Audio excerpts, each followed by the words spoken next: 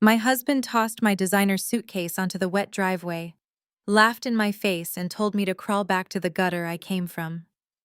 His mother and sister stood on the porch cheering as the freezing Atlanta rain soaked through my coat. They thought they had just evicted a helpless broke accountant.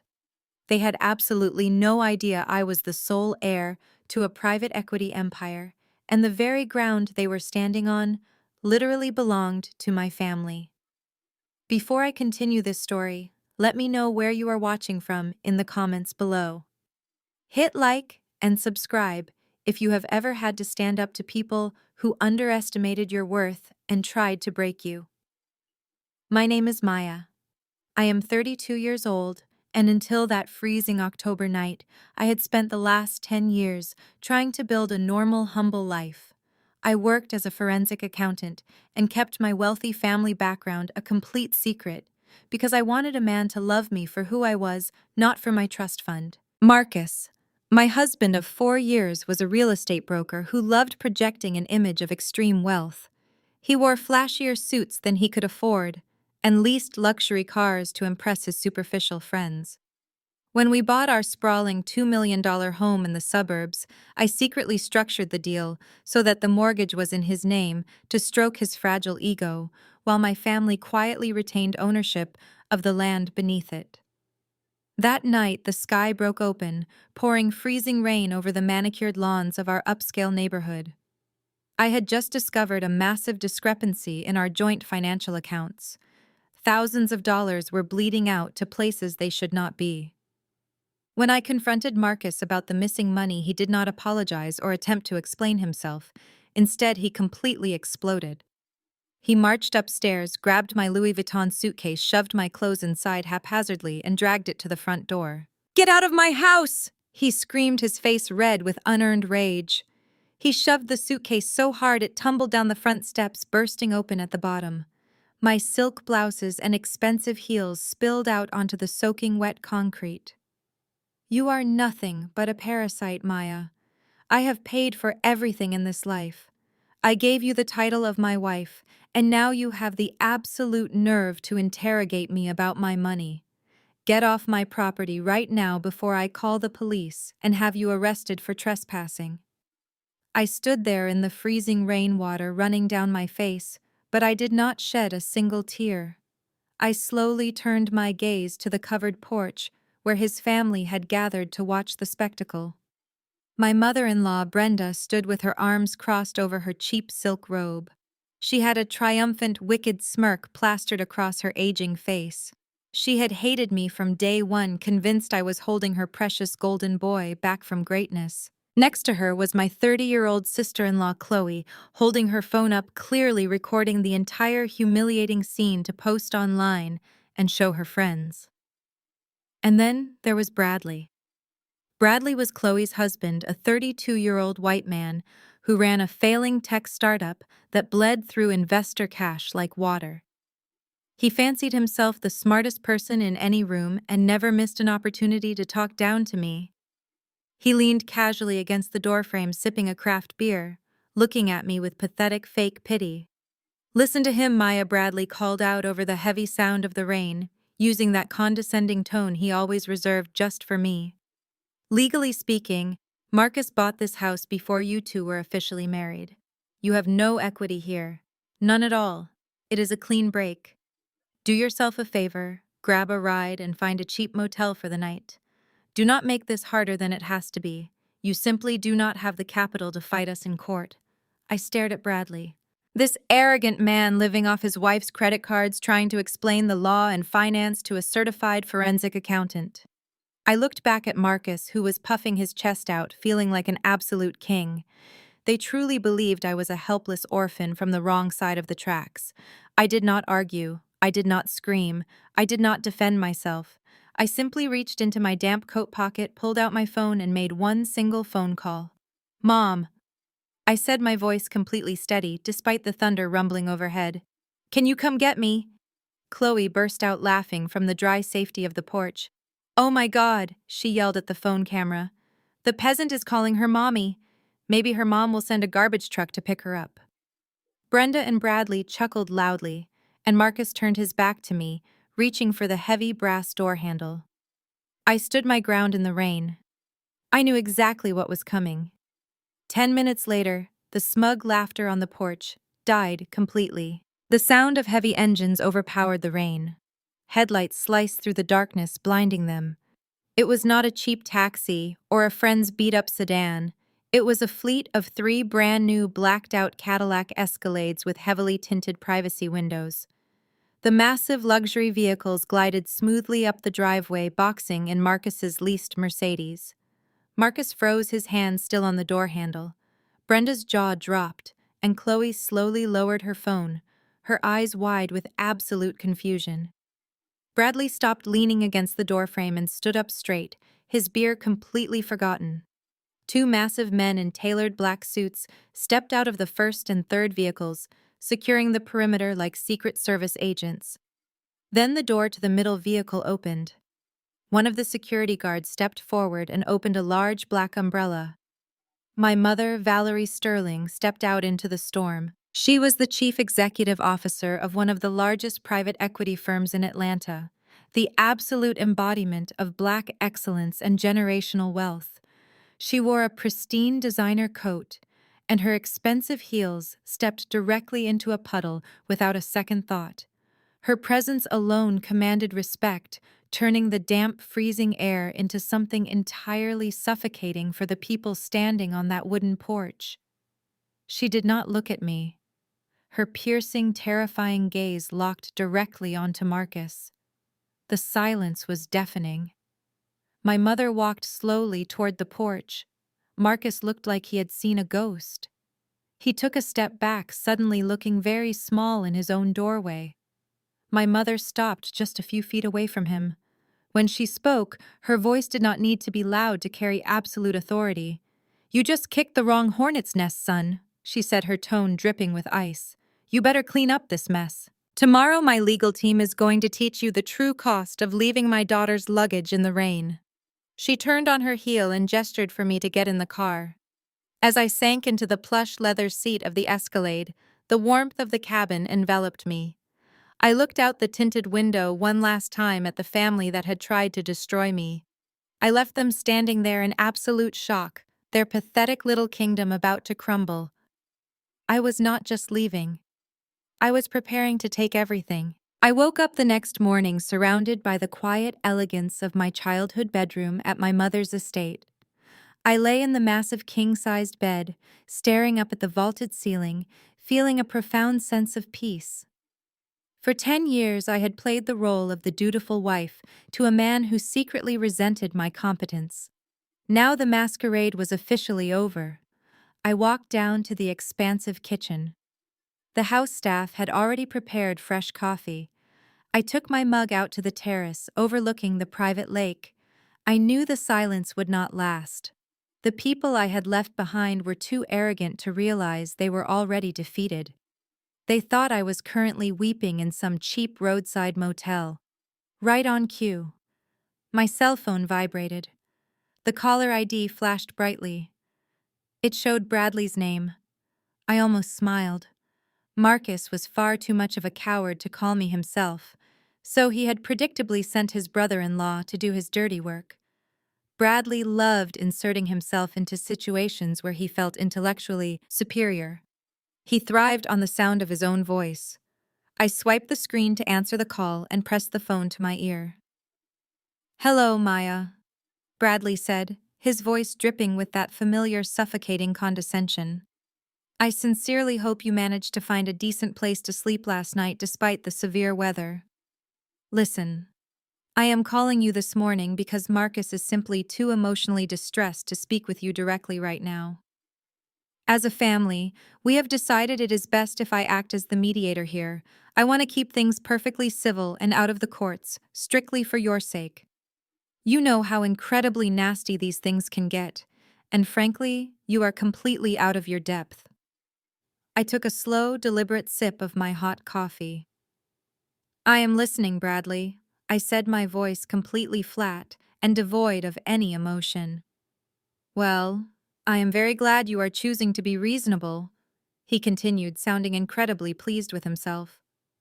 Let us look at the cold, hard facts. Maya Marcus acquired that property before. You two were legally married, under Georgia state law that makes it a premarital asset.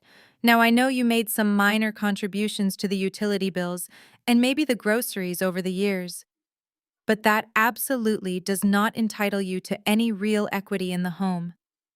Marcus has already consulted with a top-tier attorney this morning. The reality is, you have zero legal claim to the house.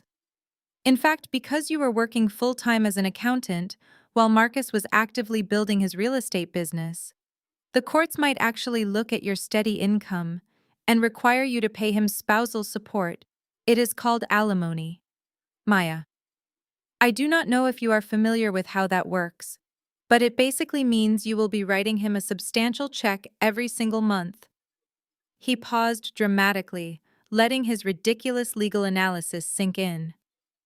I want to save you the profound embarrassment of a public legal battle, Maya. You simply do not have the liquid capital to retain a lawyer who can go up against the massive firm Marcus is currently hiring. Your best option is to quietly sign a quitclaim deed, walking away from the property entirely. If you do that, Marcus is graciously willing to waive his right to pursue you for alimony. It is a very generous offer, considering how erratically you behaved last night. I listened to this foolish man string together legal buzzwords he had clearly copied from a quick internet search. He was actively trying to intimidate a licensed forensic accountant with an elementary and completely flawed misunderstanding of commercial property law. He completely ignored the fact that the mortgage was intricately tied to a commercial land lease my family controlled. He was so utterly blinded by his own privilege and arrogance that he actually believed he was doing me a massive favor. I let the heavy silence stretch over the phone line for a long, uncomfortable moment. I could hear him breathing heavily on the other end, fully expecting me to break down crying or beg for his mercy. Instead, I let out a soft, genuine laugh. Are you laughing at me, Maya? He snapped his tone instantly, losing its fake diplomatic polish. You are entirely delusional if you think any of this is funny. I am not laughing at you, Bradley, I replied, leaning back comfortably in my patio chair. I am just marveling at your sudden intense interest in financial accountability and asset distribution. It is truly fascinating. Since we are on the topic of liquid capital and corporate assets, let us talk about your tech startup. Synthetic Solutions, right? He hesitated. What does my company have to do with anything? He demanded defensively, his voice rising an octave. Well, I said, keeping my voice dangerously calm. I am just curious about your current burn rate. You secured $5 million in Series A, funding exactly 8 months ago, but you have not launched a single viable product. Your office lease in Midtown is absolutely astronomical, and you just bought Chloe a $70,000 diamond tennis necklace. From a purely accounting perspective, the math simply does not align. It is almost as if you are illegally funneling investor capital directly into personal offshore accounts, perhaps using fake vendor invoices generated by a friendly real estate broker like Marcus to wash the money. The line went dead silent. The confident breathing stopped. What on earth are you talking about? He stammered, his arrogant tone completely shattered. You do not know anything about my business. Oh, Bradley, I said softly, letting the trap snap completely shut. I trace every single dollar, and your investors will be very interested in what I found. He cursed loudly and slammed the phone down. I finished my coffee. I set my empty mug down on the glass patio table and took a deep breath of the crisp morning air. The satisfaction of hearing Bradley panic was temporary because I knew the rest of the family would not stay quiet for long. I walked back inside the sprawling house and my phone buzzed again with a notification. This time it was not a phone call. It was an alert from social media. I opened the app and saw that my mother-in-law, Brenda, had decided to take our private family dispute public in the most melodramatic way possible. She had posted a massive multi-paragraph status update accompanied by a highly filtered photo of Marcus, looking pensively into the distance. It was a masterclass in gaslighting and emotional manipulation. I stood in the hallway and read the entire ridiculous post. It is with a heavy heart that I must share some devastating news about my family, Brenda wrote. My wonderful, hardworking son, Marcus, is currently going through a deeply traumatic separation. The woman we welcomed into our home with open arms has shown her true colors. After years of draining his accounts and treating him like a personal bank, she has abandoned the marriage. We always suspected she was only with him for his success and his money, but as a mother, you always hope for the best. Please keep Marcus in your prayers as he navigates this painful betrayal and tries to rebuild the life she tried to destroy. The comments section was an absolute dumpster fire of self-righteous anger. Extended family members, people I had bought expensive Christmas gifts for and hosted at my dinner table, were tearing me apart. Aunt Sarah wrote, "I always knew there was something sneaky about her. She never looked you in the eye." Cousin David chimed in, "Stay strong, Marcus. You can find a real woman who appreciates a provider. Do not let that gold digger take the house." They were feasting on my ruined reputation, bonding over their shared hatred of the outsider who had supposedly broken their golden boy's heart.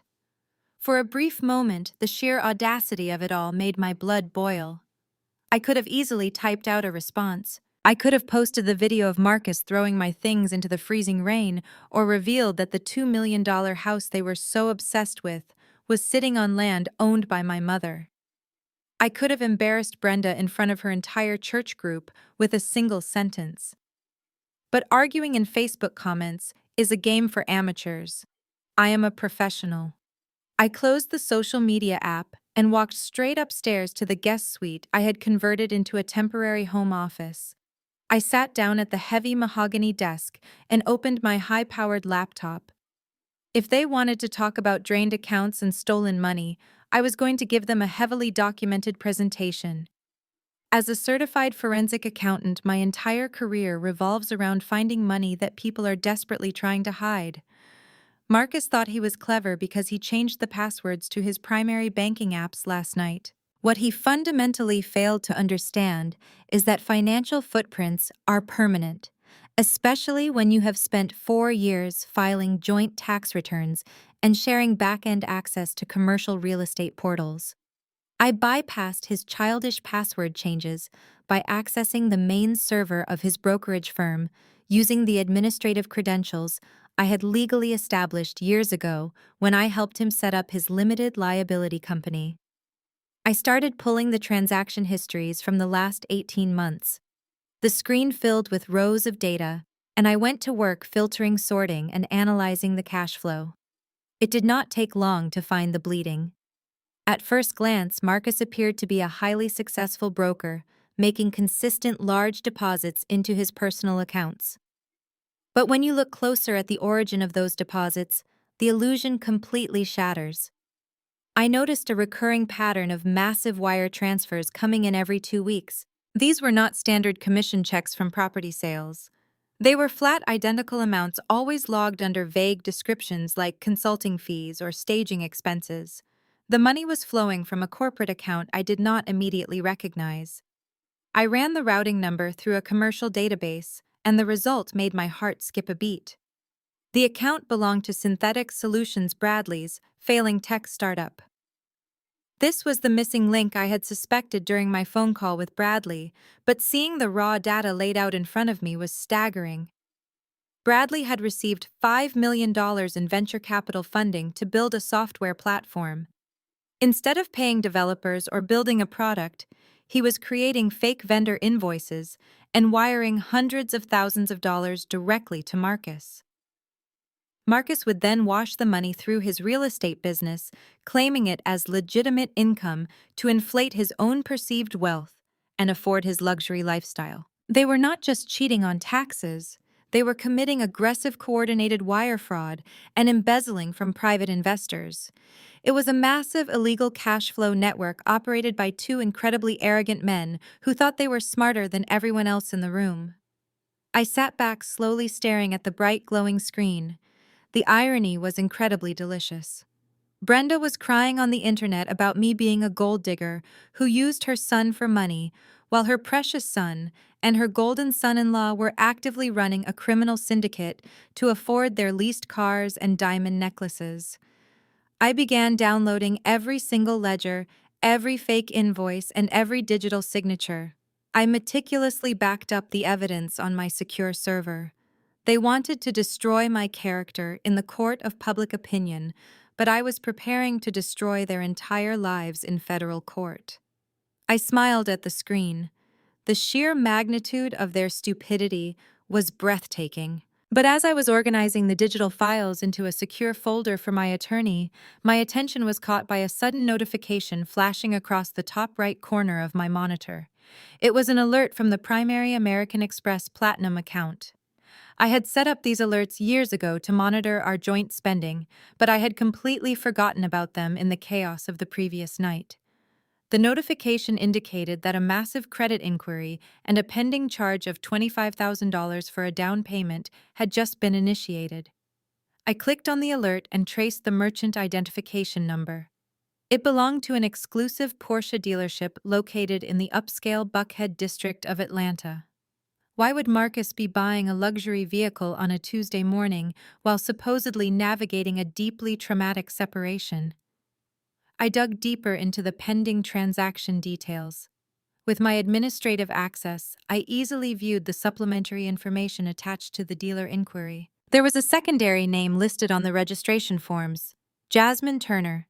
I ran a quick background check using the public records databases.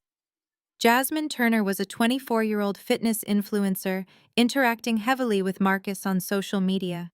This was the secret mistress. The woman my mother-in-law Brenda had likely known about all along while actively pretending I was the singular problem in the marriage. Marcus was not just buying himself a luxury sports car to soothe his bruised ego. He was trying to buy the loyalty and affection of his young mistress using the very credit lines that were fundamentally backed by my personal assets. He was sitting in a luxury car dealership right now sipping complimentary espresso and playing the wealthy real estate tycoon for his new girlfriend. He was about to finance a six-figure vehicle using fraudulent income from his brother-in-law's company and my pristine credit score. The absolute audacity of this man was almost impressive. But he had forgotten the golden rule of our financial arrangement. He was merely an authorized user on those high-limit accounts. I was the primary account holder. I owned the credit history. I controlled the oxygen. And it was time to cut off his air supply completely. I opened the banking portal and bypassed the standard customer service interface, navigating directly to the primary control dashboard. My fingers moved rapidly across the keyboard. I carefully selected the Platinum card, the Sapphire Reserve, and the high-limit business credit cards he kept tucked in his custom leather wallet. With a few deliberate keystrokes, I changed his status from authorized user to completely revoked. I did not just lock the cards temporarily. I permanently canceled his access and flagged the recent Porsche dealership inquiry as suspected identity theft. I hit the enter key and watched the status indicators turn from active green to a glaring locked red. The trap was set, and I knew exactly what was going to happen next. High-end dealerships run the down payment and the credit check simultaneously when you finally sit down in the finance manager's office. 3 minutes later, my phone rang frantically on the desk. The caller ID displayed Marcus. I let it ring 3 times before calmly answering and placing it on speakerphone so I could continue typing. "What did you do?" he hissed, his voice trembling with intense rage and sheer panic. I leaned back in my heavy leather chair, steepling my fingers together. "Morning, Marcus," I said. "Are you enjoying the beautiful weather today?" "Unlock the cards right now, Maya," he demanded, dropping his voice to an aggressive, hushed whisper. "I am in the middle of a very important business transaction, and the finance manager just told me my card was declined for suspected fraud." He said it incredibly loudly in front of the entire showroom floor.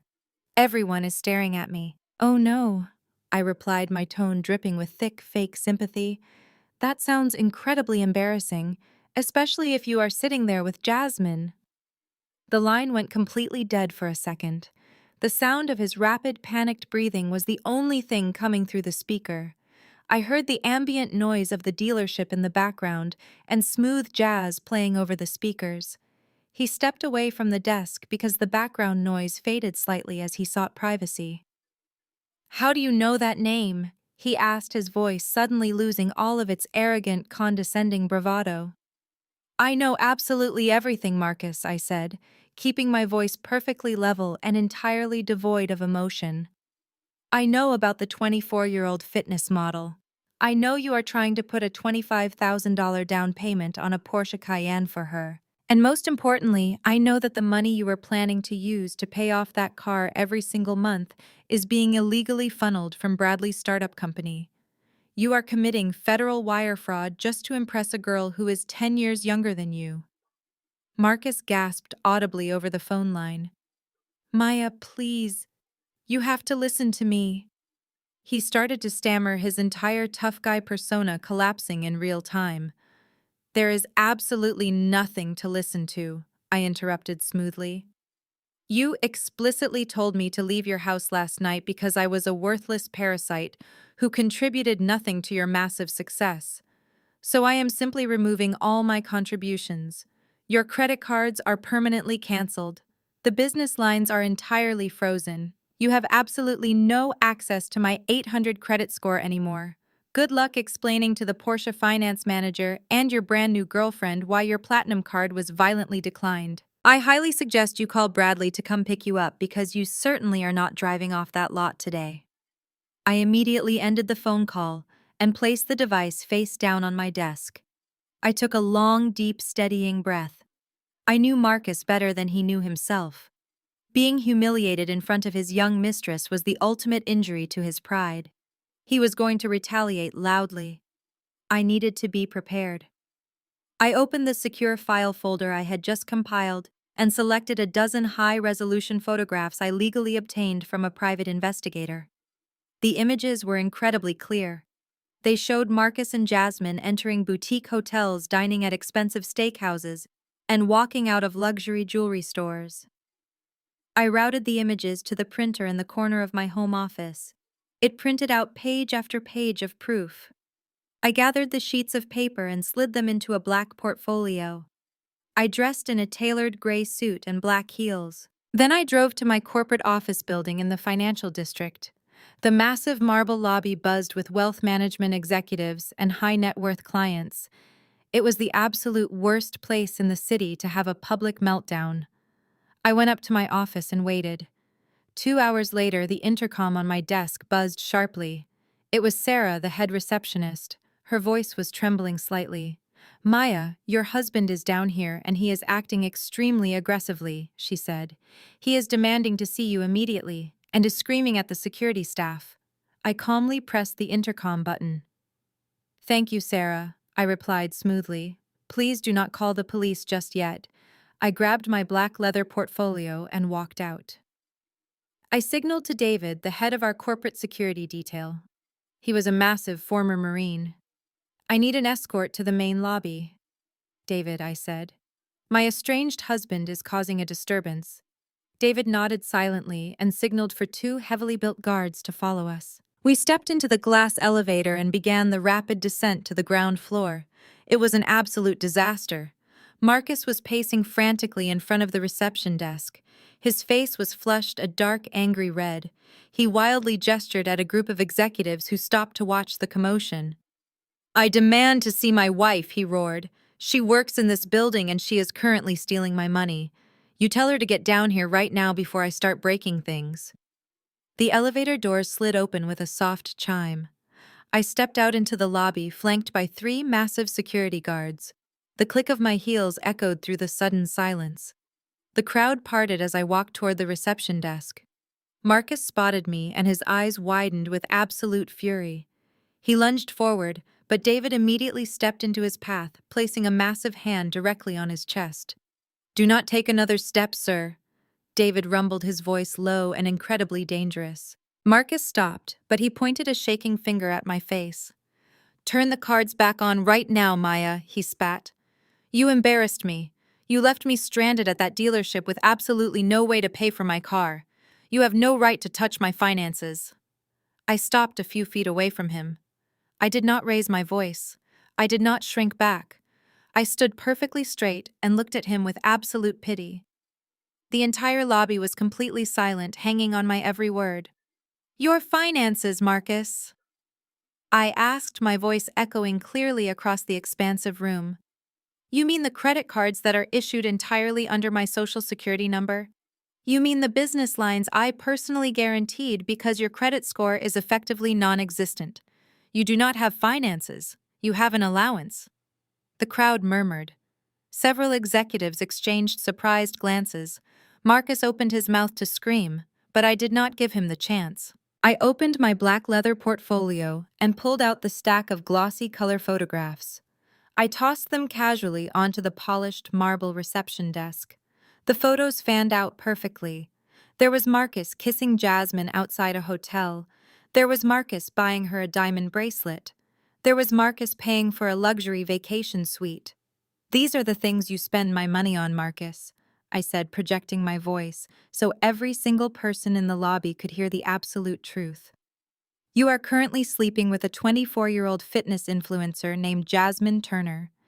You have spent the last 6 months using my pristine credit profile to buy her expensive dinners, luxury vacations, and designer handbags. And this morning you tried to use my account to put a $25,000 down payment on a Porsche Cayenne for her. That is why your card was declined. Because I do not finance your infidelity." Marcus stared at the photographs on the desk, his face drained of all color. He looked around the lobby, suddenly realizing that dozens of powerful, wealthy people were watching him. They were not looking at a successful real estate broker. They were looking at a pathetic parasite who had just been publicly exposed by his far more successful wife. He opened his mouth to speak, but no words came out. He was completely paralyzed by the sheer magnitude of his public humiliation. I turned to the head of security. "David," I said calmly, "this man is no longer permitted in this building. If he ever sets foot on this property again, I want you to have him arrested for criminal trespassing. Please escort him out." David and the other two guards closed in on Marcus. He did not put up a fight. The aggressive, screaming man from 3 minutes ago had completely vanished, replaced by a broken, humiliated shell. The guards marched him toward the revolving glass doors. I picked up the photographs from the desk and slid them neatly back into my portfolio. I turned and walked back toward the glass elevator, leaving Marcus to be thrown out into the busy city street. I rode the elevator up to my floor, feeling the adrenaline leave my body. I preferred the quiet precision of my office. I closed the wooden door, sat down, and opened my laptop.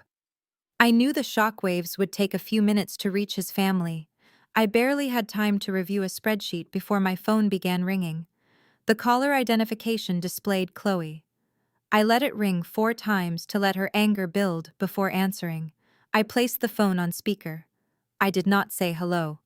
"You are an absolute monster!" Chloe screamed, her voice shrill and hysterical. "How could you publicly humiliate my brother like that in front of all those people? You are a cold, heartless witch." "Maya." I leaned forward, resting my elbows on the desk. "He humiliated himself." "Chloe," I replied calmly. "I simply provided the visual aids." "He is a good man," she yelled, ignoring logic. "He works hard to provide for you, and this is how you repay him, by treating him like a criminal. So what if he was seeing someone else? Men have needs." "Maya, you are obsessed with your accounting job. You never gave him the attention he requires. He deserves to be happy. You drove him to her." The delusion was staggering. Chloe was defending her brother's infidelity while blaming his wife. She had spent her life being shielded by a mother who enabled terrible behavior. I listened to her breathe heavily, waiting for her to finish her defense. "Are you done?" I asked, my voice steady. "Because if you are going to call to justify adultery and financial abuse, I suggest you make sure your house is in order first." "My house is perfectly fine," she snapped. "Bradley treats me like a queen. We have a real marriage built on trust and love. He does not need to look elsewhere because I know how to be a good wife." I let out a dark laugh. "A good wife," I repeated. "That is an interesting perspective, Chloe. Tell me, Are you wearing your diamond tennis necklace right now? The sudden change in topic threw her off balance. She hesitated. What does my necklace have to do with anything? She asked, her tone dropping from aggressive to confused. It was an anniversary gift from Bradley. He bought it for me to celebrate his company, securing its latest funding. He is a successful entrepreneur who knows how to spoil his wife. I pulled up the digital ledger. That is a beautiful fairy tale, Chloe, I said softly.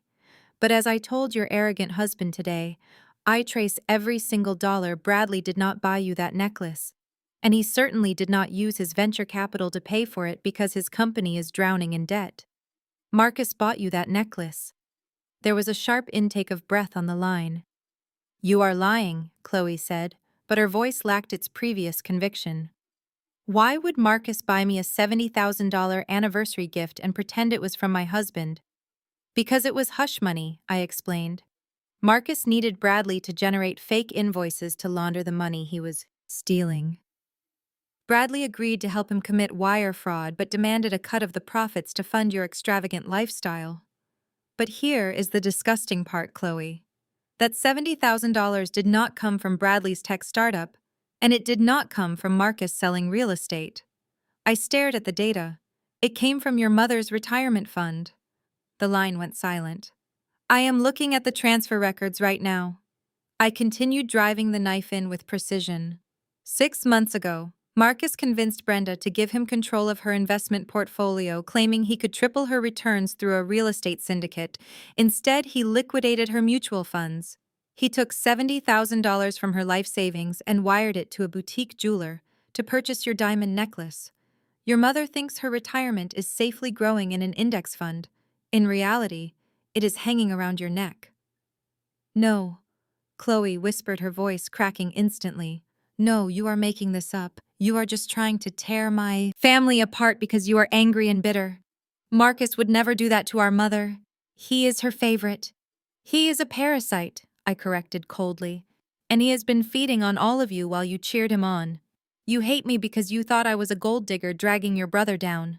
But the truth is, you and your husband are wearing your mother's stolen future.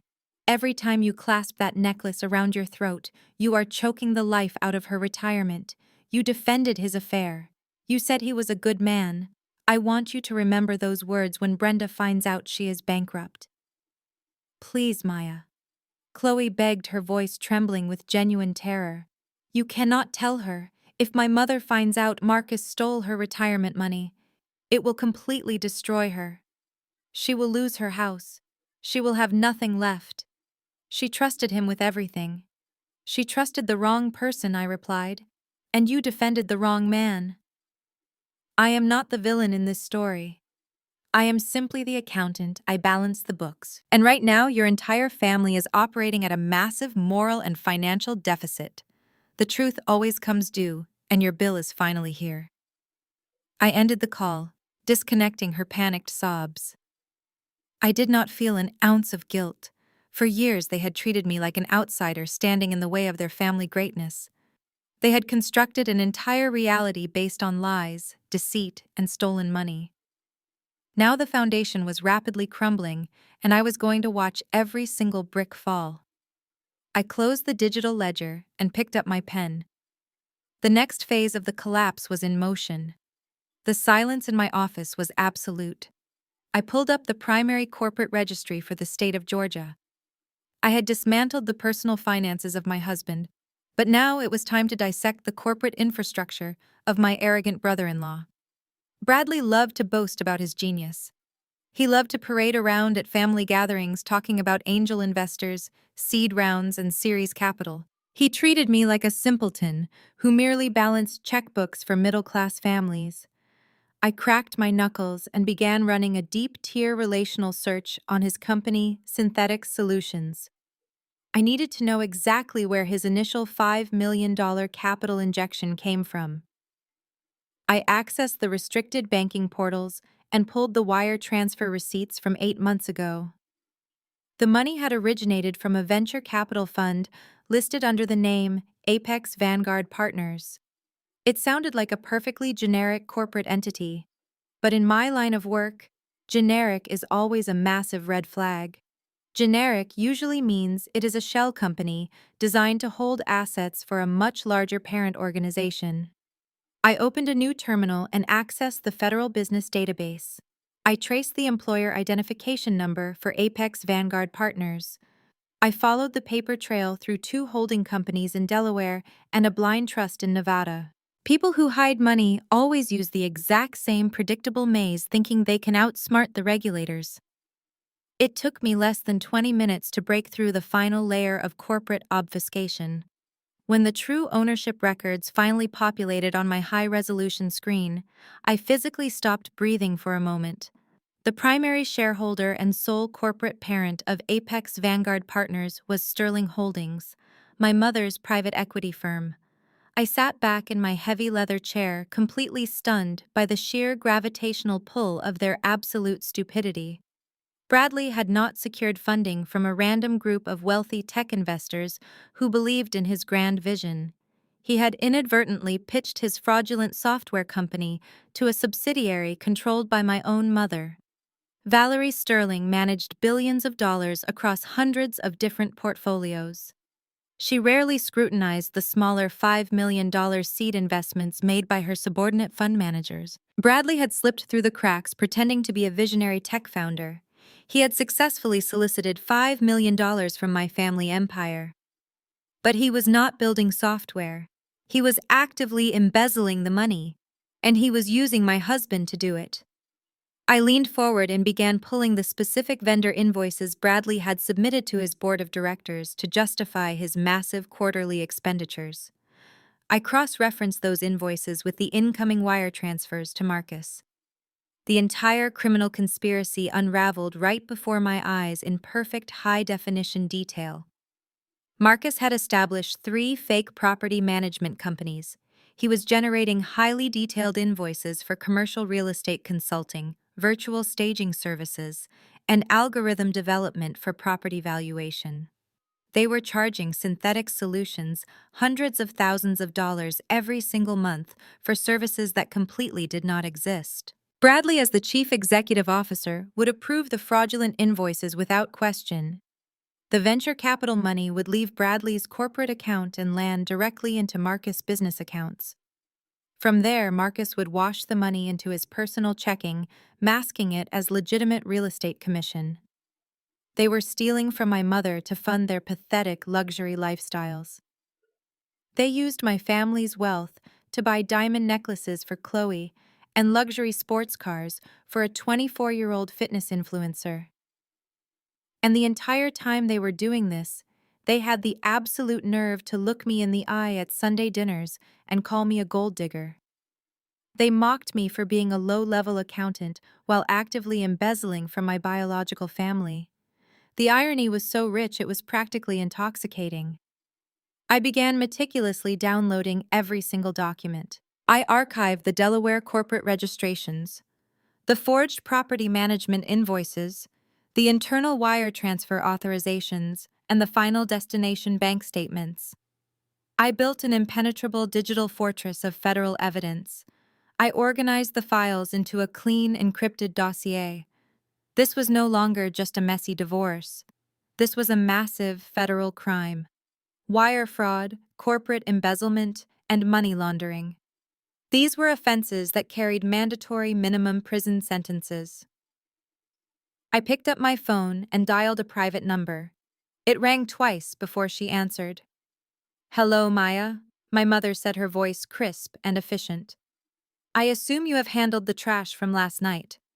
"I am in the process of taking out the entire dumpster, Mom," I replied, my eyes scanning the rows of forged invoices.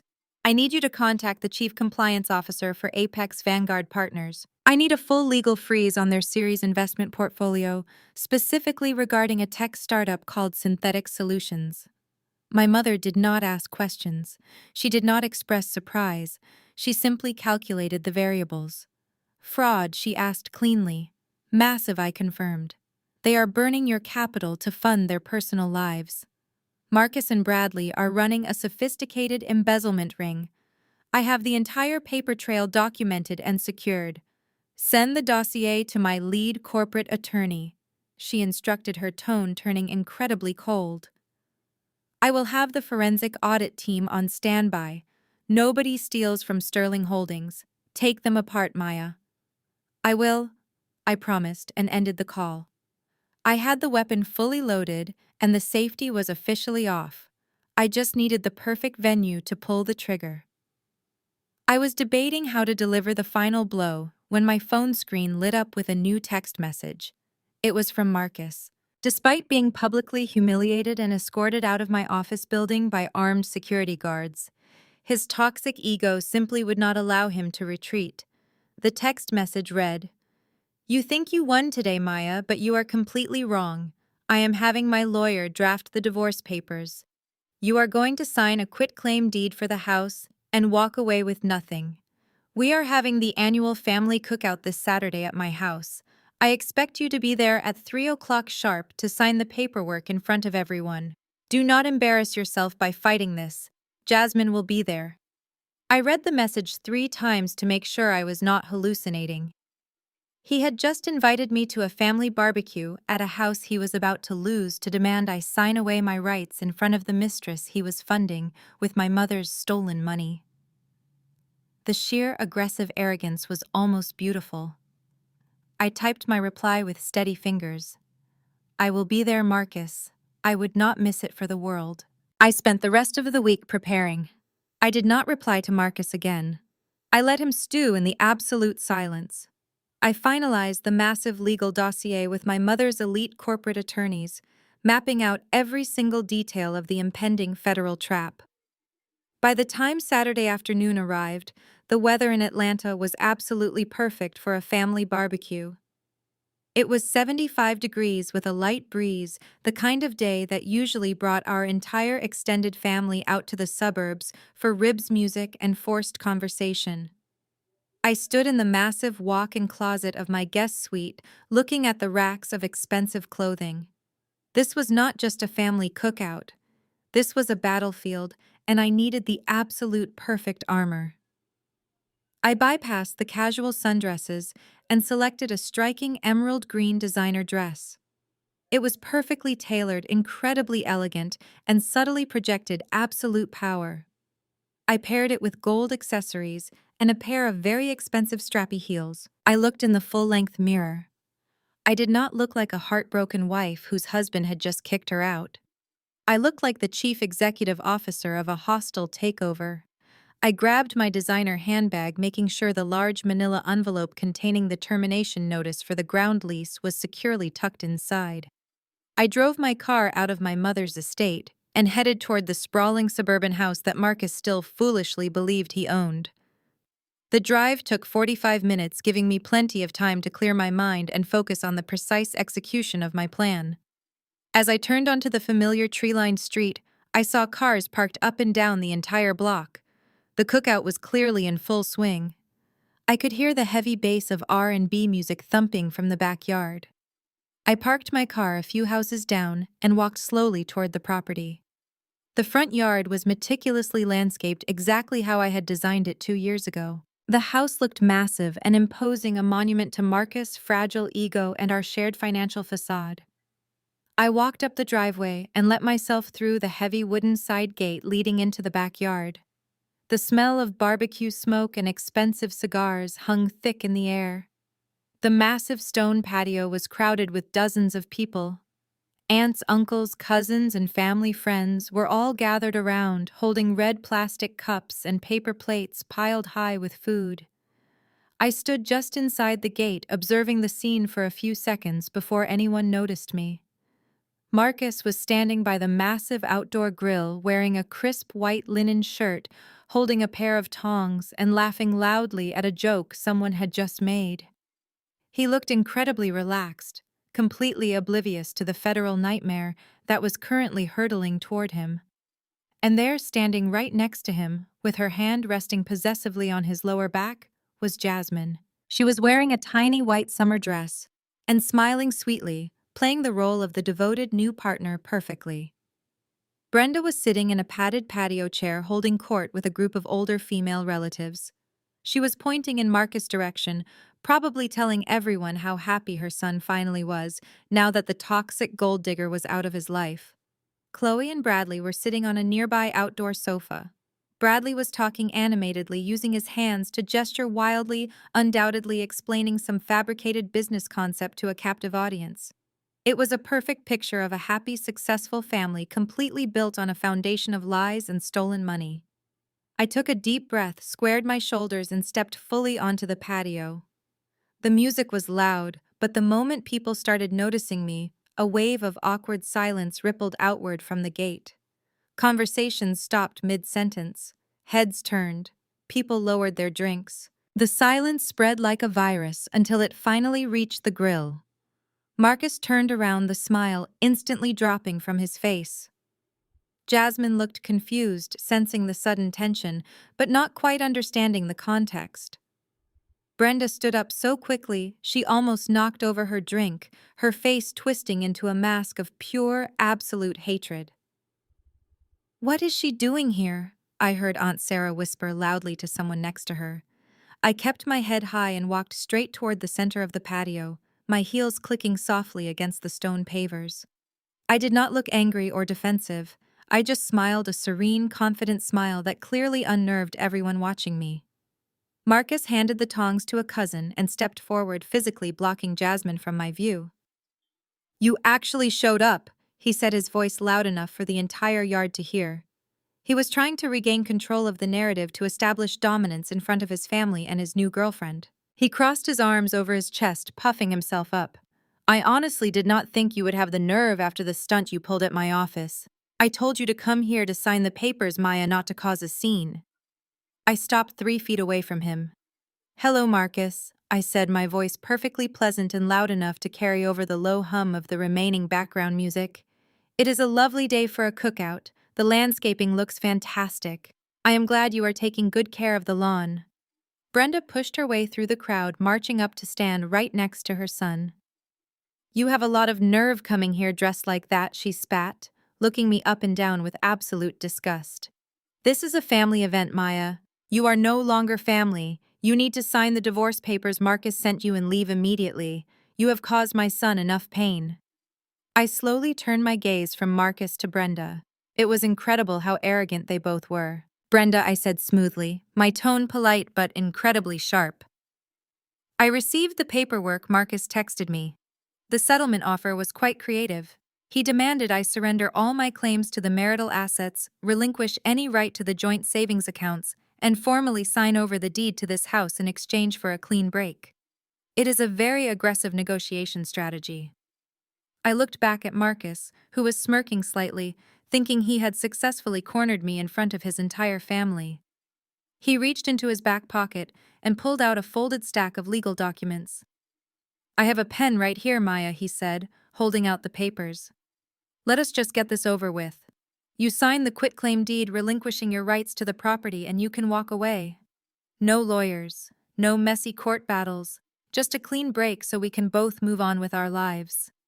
He glanced back at Jasmine, who offered him an encouraging, supportive smile. He turned back to me, looking incredibly pleased with himself. "It is the best deal you are going to get," he added, his voice dropping to a condescending whisper. "You know you cannot afford a prolonged legal fight. Take the out, Maya. Just sign the paper." I looked at the folded documents in his hand. The entire backyard was completely silent, waiting for my reaction. I reached into my designer handbag, and my fingers closed around the thick manila envelope containing the termination of the commercial ground lease. I did not take Marcus' pen. I pulled the envelope out and held it gracefully in my hand. "I am afraid I cannot sign that, Marcus," I said, my voice carrying perfectly in the quiet air. "Because you are trying to make me surrender an asset that you actually do not own." Marcus let out a loud, forced laugh that echoed across the silent patio. He looked around at his family, shaking his head as if I had just told a ridiculous joke. "You really have lost your mind, Maya," he said, pointing the barbecue tongs at me. "I bought this house. My name is on the mortgage. My name is on the deed. I pay the property taxes every single year with my own money. You are completely delusional if you think you can just stand there in your fancy green dress and claim I do not own my own property. Jasmine leaned against the brick pillar of the outdoor kitchen and let out a soft, mocking chuckle. She crossed her tanned arms and looked at me with an expression of pure pity. It is actually getting sad now, Jasmine said, her voice dripping with fake sympathy. You should really just let him go, honey. Making up crazy lies is not going to win him back. It just makes you look incredibly desperate in front of his entire family.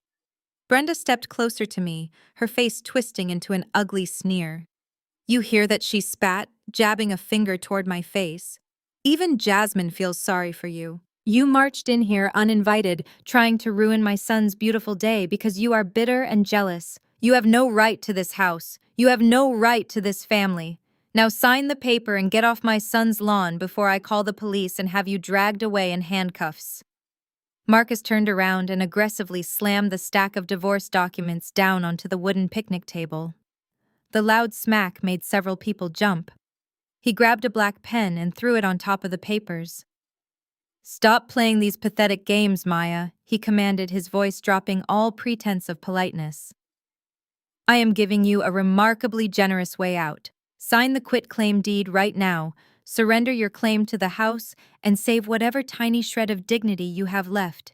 If you do not sign it today, I swear I will take you to court and make sure you walk away with absolutely nothing. I will completely bankrupt you. I did not flinch. I did not raise my voice. I simply walked over to the picnic table, my high heels clicking steadily against the stone. I ignored the divorce papers completely.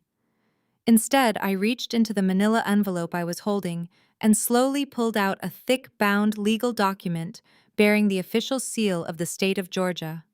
I placed it gently on the table right next to his ridiculous settlement offer.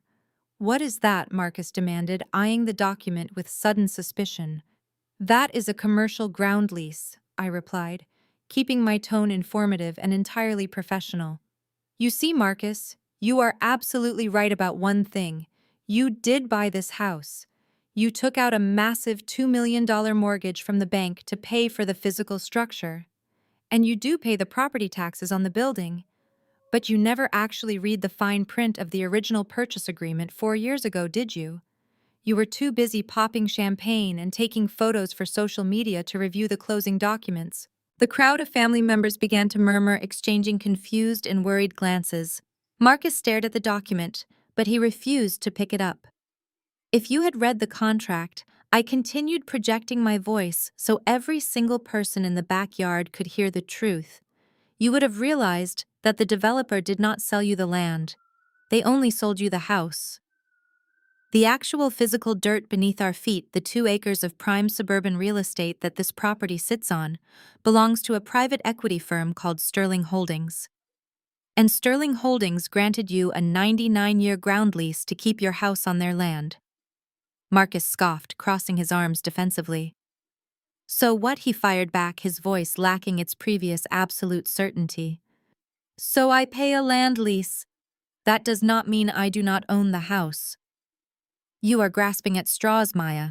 It means everything, Marcus, I said, offering him a cold, completely merciless smile. Because a commercial ground lease comes with very strict legal stipulations. One of those stipulations is a morality and lawful conduct clause. If the leaseholder is found to be engaging in severe financial crimes, the property owner has the absolute legal right to unilaterally terminate the lease and seize the physical structure located on the land as collateral damages. Jasmine uncrossed her arms, her smirk completely vanishing. What is she talking about, Marcus? She asked, her voice tinged with sudden panic. I turned my gaze directly to the young fitness influencer. I am talking about federal wire fraud, Jasmine, I said clearly.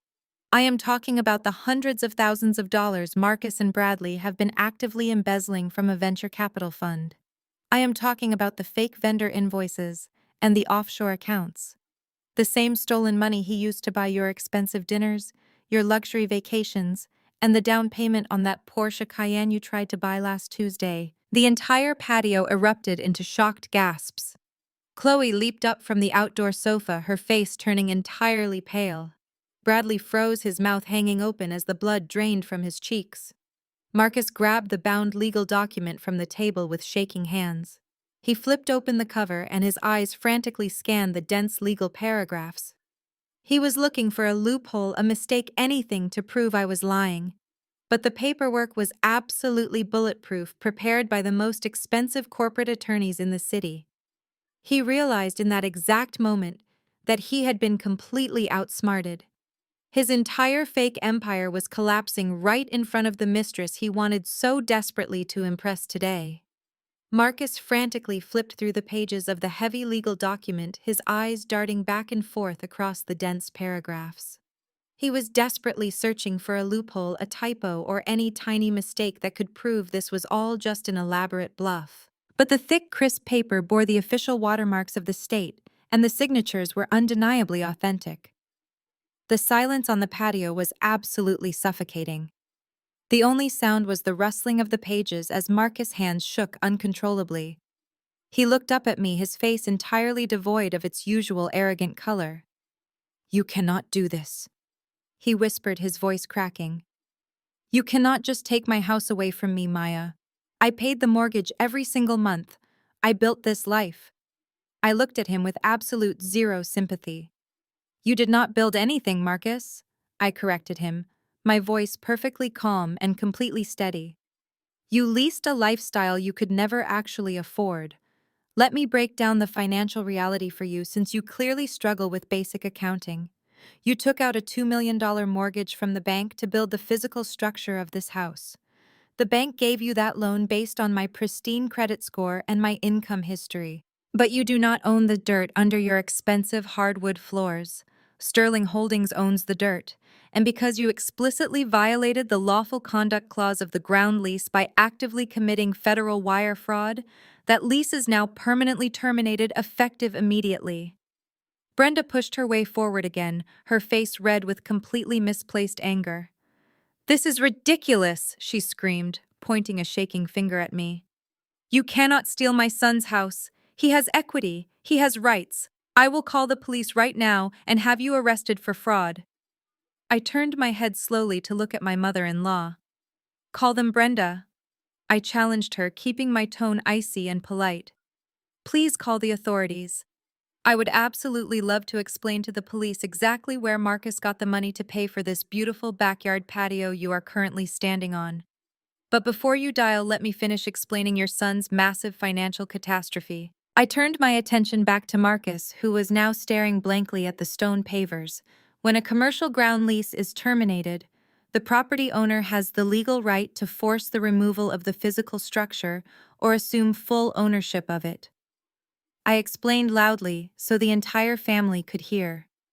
"Since you cannot exactly pick up a $2 million mansion and move it across town, the house now legally belongs to Sterling Holdings.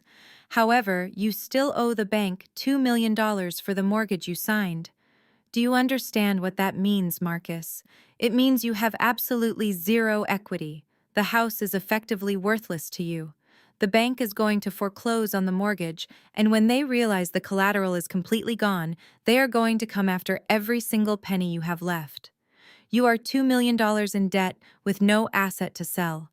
You are completely and utterly bankrupt." Jasmine took a sudden, massive step away from Marcus, as if his catastrophic poverty was a highly contagious disease. Her eyes were wide with genuine horror. "Wait a minute," Jasmine said, her voice shrill and panicked. "Are you saying he has no money at all? Are you saying this house is not even his?" I smiled warmly at the young fitness influencer. "That is exactly what I am saying, Jasmine," I replied cheerfully. "The sports cars are leased. The designer suits were bought on credit cards that I just permanently canceled this morning. And the massive house you thought you were going to move into is currently being seized by a private equity firm. The man you have been sleeping with is not a wealthy real estate tycoon. He is a broke, unemployed fraud who is about to be investigated by federal agents. I hope he kept the receipts for all those expensive dinners because the bank is going to want their money back." Jasmine stared at Marcus with absolute disgust. "You lied to me," she hissed, her face twisting with pure fury. You told me you were a millionaire. You told me you were going to leave your crazy wife and buy me a Porsche. You are nothing but a pathetic broke loser." She did not wait for him to respond. She turned on her heel, her high heels clicking aggressively against the stone patio, and stormed right out of the backyard gate without looking back once. Marcus reached out a hand toward her, but let it drop uselessly to his side. He was entirely paralyzed by the rapid, complete destruction of his entire fake reality. The crowd of family members began whispering loudly. The aunts and uncles who had just been laughing at me were now looking at Marcus with deep shame and extreme judgment. The golden boy had fallen from his imaginary pedestal and hit the concrete hard. Brenda was hyperventilating, clutching the collar of her cheap silk robe, unable to process the fact that her perfect son was a massive financial failure. I looked at the unsigned divorce papers sitting on the picnic table. I reached over, picked up the stack of documents, and ripped them directly in half. Then I ripped them in half again, letting the pieces flutter down onto the grass. "You do not dictate the terms of our separation, Marcus," I said, my voice carrying a quiet, absolute authority. "I am not walking away with nothing. You are. I am going to take every single thing you ever valued, and I am going to systematically dismantle your entire life. You thought I was just a quiet little accountant you could easily manipulate and discard. You completely underestimated me." I slowly turned and locked eyes with a terrified, trembling Bradley. Bradley swallowed hard, his Adam's apple bobbing nervously as my gaze locked onto him. He looked like a deer caught in the headlights of an oncoming freight train. For a brief second I thought he might actually apologize or run away just like Jasmine did. But Bradley was a white man who had spent his entire life failing upward. His fragile ego simply could not handle being publicly dismantled by a black woman in a green dress. He puffed out his chest, adjusting his collar, and took a step forward, trying to reclaim his position as the smartest person in the room. He pointed a finger at me, his face twisting into a mask of completely unearned confidence. "You are overplaying your hand, Maya," he stated, his voice booming across the patio, as he slipped right back into his comfortable mansplaining persona. "You cannot just unilaterally terminate a commercial ground lease based on unproven allegations. That is not how the law works. I run a highly successful corporation, and I have dealt with venture capital contracts extensively. What you are attempting to do here constitutes a textbook breach of contract and a bad faith termination. Marcus has not been convicted of any crime. You have absolutely no legal standing to seize this property." He turned to Marcus, patting him firmly on the shoulder. "Do not worry about this, Marcus," he said confidently. "We are going to counter-sue Sterling Holdings for damages and emotional distress. Any judge in the state of Georgia will look at this ridiculous stunt and throw it completely out of court. We will hit them with an injunction by Monday morning and freeze their assets until they compensate you for this targeted harassment. Maya is just an accountant trying to play lawyer, and she just made a massive legal blunder." I stood there listening to him string together legal terms he clearly did not understand. He was trying to sound like a formidable corporate litigator, but he sounded like a man desperately reciting a legal article he had skimmed 5 minutes ago. Brenda nodded along vigorously, grabbing onto Bradley's words like a life preserver in a stormy ocean. "Yes," she agreed loudly. "Bradley knows what he is talking about. He is a chief executive officer. You are just trying to scare us, Maya, but it is not going to work. My son is going to sue your family for everything they own." I did not respond to them right away. I simply turned my head slightly toward the heavy wooden gate at the side of the yard. I had been checking my watch internally, waiting for the precise moment my backup would arrive. Right on cue, the wooden gate swung open. The heavy hinges groaned slightly, cutting through the lingering tension on the patio. Every single head in the backyard turned toward the sound. Stepping through the gate was my mother, Valerie Sterling. She was wearing a perfectly tailored charcoal gray pantsuit and her signature black sunglasses. She exuded a terrifying aura of absolute authority. She was flanked by 2 tall men in immaculate navy blue suits holding leather briefcases. These were not local suburban divorce attorneys.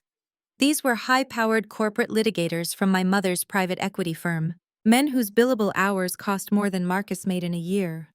The trio walked onto the stone patio, moving with a synchronized, predatory grace.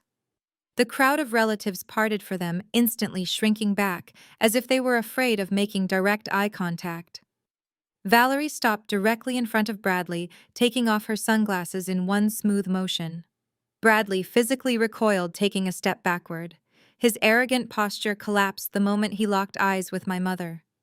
He recognized her instantly from the venture capital summits he had so desperately tried to infiltrate. He knew exactly who Valerie Sterling was, and he knew exactly how much power she wielded in the financial district. My mother looked him up and down with an expression of pure, unadulterated disgust. She did not raise her voice. She did not scream. She spoke with the calm, chilling precision of an apex predator cornering its prey. "Are you going to sue me using the $5 million you embezzled from my fun little boy?" she asked, her voice carrying crystal clear across the silent yard. Bradley opened his mouth, but absolutely no sound came out. He looked like all the air had been violently knocked out of his lungs. He looked back at Marcus, and then back at my mother, his eyes wide with sheer terror. "I highly suggest you save your breath for your criminal defense attorney," Valerie continued, taking a deliberate step closer to him. "You see, Bradley, you made a fatal miscalculation. You thought you were stealing from a faceless corporate entity. You thought you could generate fake real estate invoices to fund your pathetic lifestyle, and no one would ever notice. But Apex Vanguard Partners is my fund. That $5 million was my capital. And Maya is my daughter. You did not just commit federal wire fraud, you stole from my family." One of the corporate attorneys stepped forward and handed Bradley a thick legal envelope. Bradley took it, his hands shaking so violently he almost dropped it onto the patio. "What is this?" he choked out. "That is a formal notification of a federal asset freeze," my mother explained coldly. "While you were standing here making empty threats and playing lawyer, my legal team was already presenting the evidence my daughter gathered to a federal judge. As of 1 hour ago, every single bank account tied to your personal name, your wife's name, and your entirely fraudulent tech company has been permanently frozen by the government. You cannot withdraw a single dollar. You cannot pay your mortgage anymore. You cannot even afford to buy a cup of coffee today. Your startup is dead, and you are going to a federal prison very soon, Bradley." Bradley stared at the legal document in his trembling hands, his eyes darting frantically across the black ink. The color completely drained from his face, leaving him looking like a sick ghost. He dropped the paper onto the stone patio as if it had suddenly caught fire. "No," he gasped, his voice barely a whisper. "No, this cannot be happening. This is a mistake. I am a legitimate tech founder." Chloe lunged forward and snatched the document from the ground. She read the bold federal heading and the list of frozen assets. Her eyes widened in absolute horror as she realized the gravity of the situation. "Bradley!" She screamed, her voice cracking with pure panic. "My personal checking account is on this list. Our joint savings account is on this list. Are we completely broke? Are we going to jail?" She grabbed his arm, shaking him violently. "Tell me you did not steal from them, Bradley. Tell me this is a lie." But Bradley could not even look at his wife. His arrogant mansplaining persona was entirely shattered, leaving only a terrified little boy facing federal prison. Instead of comforting his wife, Bradley whipped his head around and glared directly at Marcus. His fear instantly mutated into an uncontrollable, desperate rage. "This is your fault," he roared, pointing a shaking finger at his brother-in-law. "You were supposed to be covering your tracks. You told me the invoices were completely untraceable. You said you had a guy at the bank who cleared the incoming wires without asking questions. You ruined my life, Marcus. I am not taking the fall for your sloppy accounting. I will go to the federal prosecutors right now and give them everything. I will testify against you in a heartbeat to get a plea deal." Marcus stepped forward, his chest heaving with equal fury. "Are you out of your mind?" he shouted back, his voice echoing across the silent backyard. "You came to me with the fake vendor scheme. You were the one who could not build a functional software platform to save your miserable life. Your startup was bleeding cash, and you begged me to help you siphon the venture capital before your board of directors realized you were a complete fraud. I just provided the real estate shell companies. You initiated every single wire transfer. If I am going down, I am taking you right down with me, Bradley. The extended family watched in stunned, horrified silence as the two golden boys of the family openly confessed to federal wire fraud in the middle of a suburban cookout. The facade of wealth and success was completely obliterated. Aunts and uncles began backing away slowly, wanting absolutely nothing to do with a federal crime scene. Brenda stood frozen in the center of the patio, her hands clutching her head. The reality was finally crashing down on her. Her son was not a millionaire. Her son was a criminal who had stolen her entire life savings to fund his fake lifestyle. "My money," she suddenly wailed, dropping to her knees on the hard stone. "My retirement fund. You swore it was safely invested, Marcus.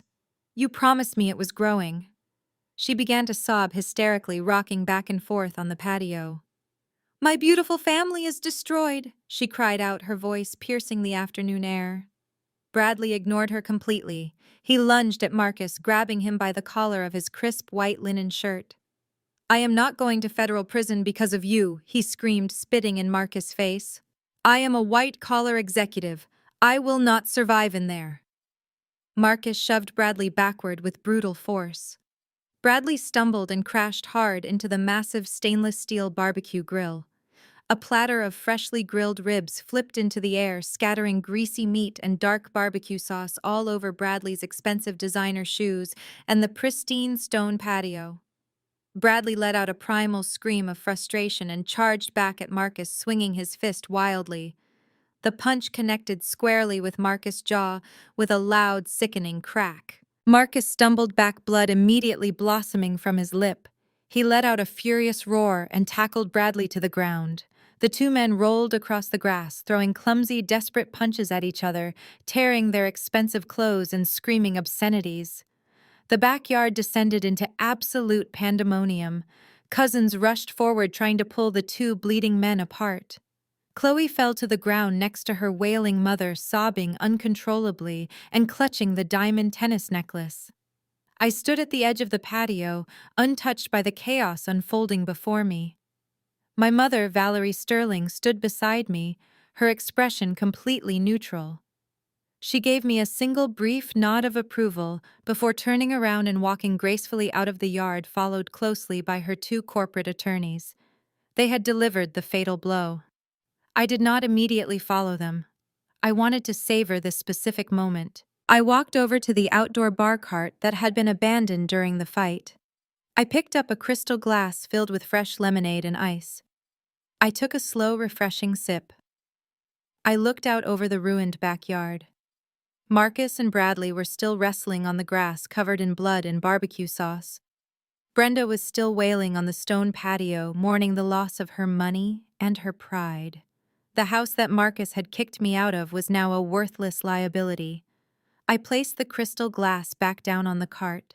I smoothed the skirt of my emerald green designer dress, making sure it was completely pristine. I did not say goodbye. I did not offer any parting words or gloat over their destruction. The absolute devastation of their reality was poetic enough. I turned my back on the burning ruins of their lives and walked out through the heavy wooden gate, leaving them trapped in the nightmare they had built for themselves. The crisp Monday morning sunlight streamed through the floor-to-ceiling glass windows of the Midtown Atlanta high-rise. Bradley had rented out an entire floor for synthetic solutions. It was exactly the kind of office you would expect from a man playing the role of a visionary tech founder. There were exposed brick walls, expensive espresso machines, rows of sleek standing desks, and completely unnecessary ping-pong tables in the break room. It was an elaborate million-dollar stage set built entirely with stolen money. I stepped off the private elevator onto the 12th floor at exactly 9 o'clock in the morning. I was no longer wearing the emerald green dress. I was dressed in a sharp black tailored suit, my hair pulled back into a severe bun, holding a silver briefcase. I was not alone. Behind me walked 6 senior forensic auditors from Sterling Holdings. They were all wearing matching dark gray suits, carrying specialized data extraction equipment and heavy digital storage drives. They moved with a terrifying, synchronized efficiency. The young receptionist at the front desk looked up from her computer, her eyes widening as our team flooded the reception area. "Excuse me," the receptionist stammered, standing up from her ergonomic chair. "You cannot just walk in here. Do you have an appointment?" I did not even break my stride. I held up my corporate identification badge and the federal court order authorizing the immediate seizure of all digital assets. "We are conducting a hostile forensic audit," I said, my voice carrying clearly across the open concept office. "Everyone needs to step away from their keyboards immediately." The auditors fanned out across the floor, moving with ruthless precision.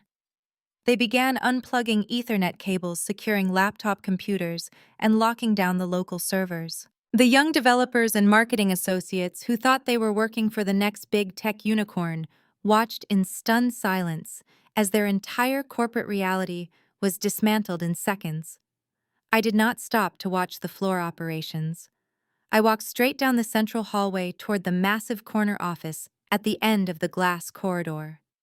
Bradley was sitting behind his ridiculously oversized oak desk, frantically typing on his laptop.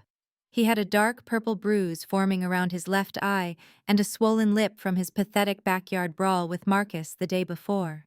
He looked exhausted, terrified, and completely desperate.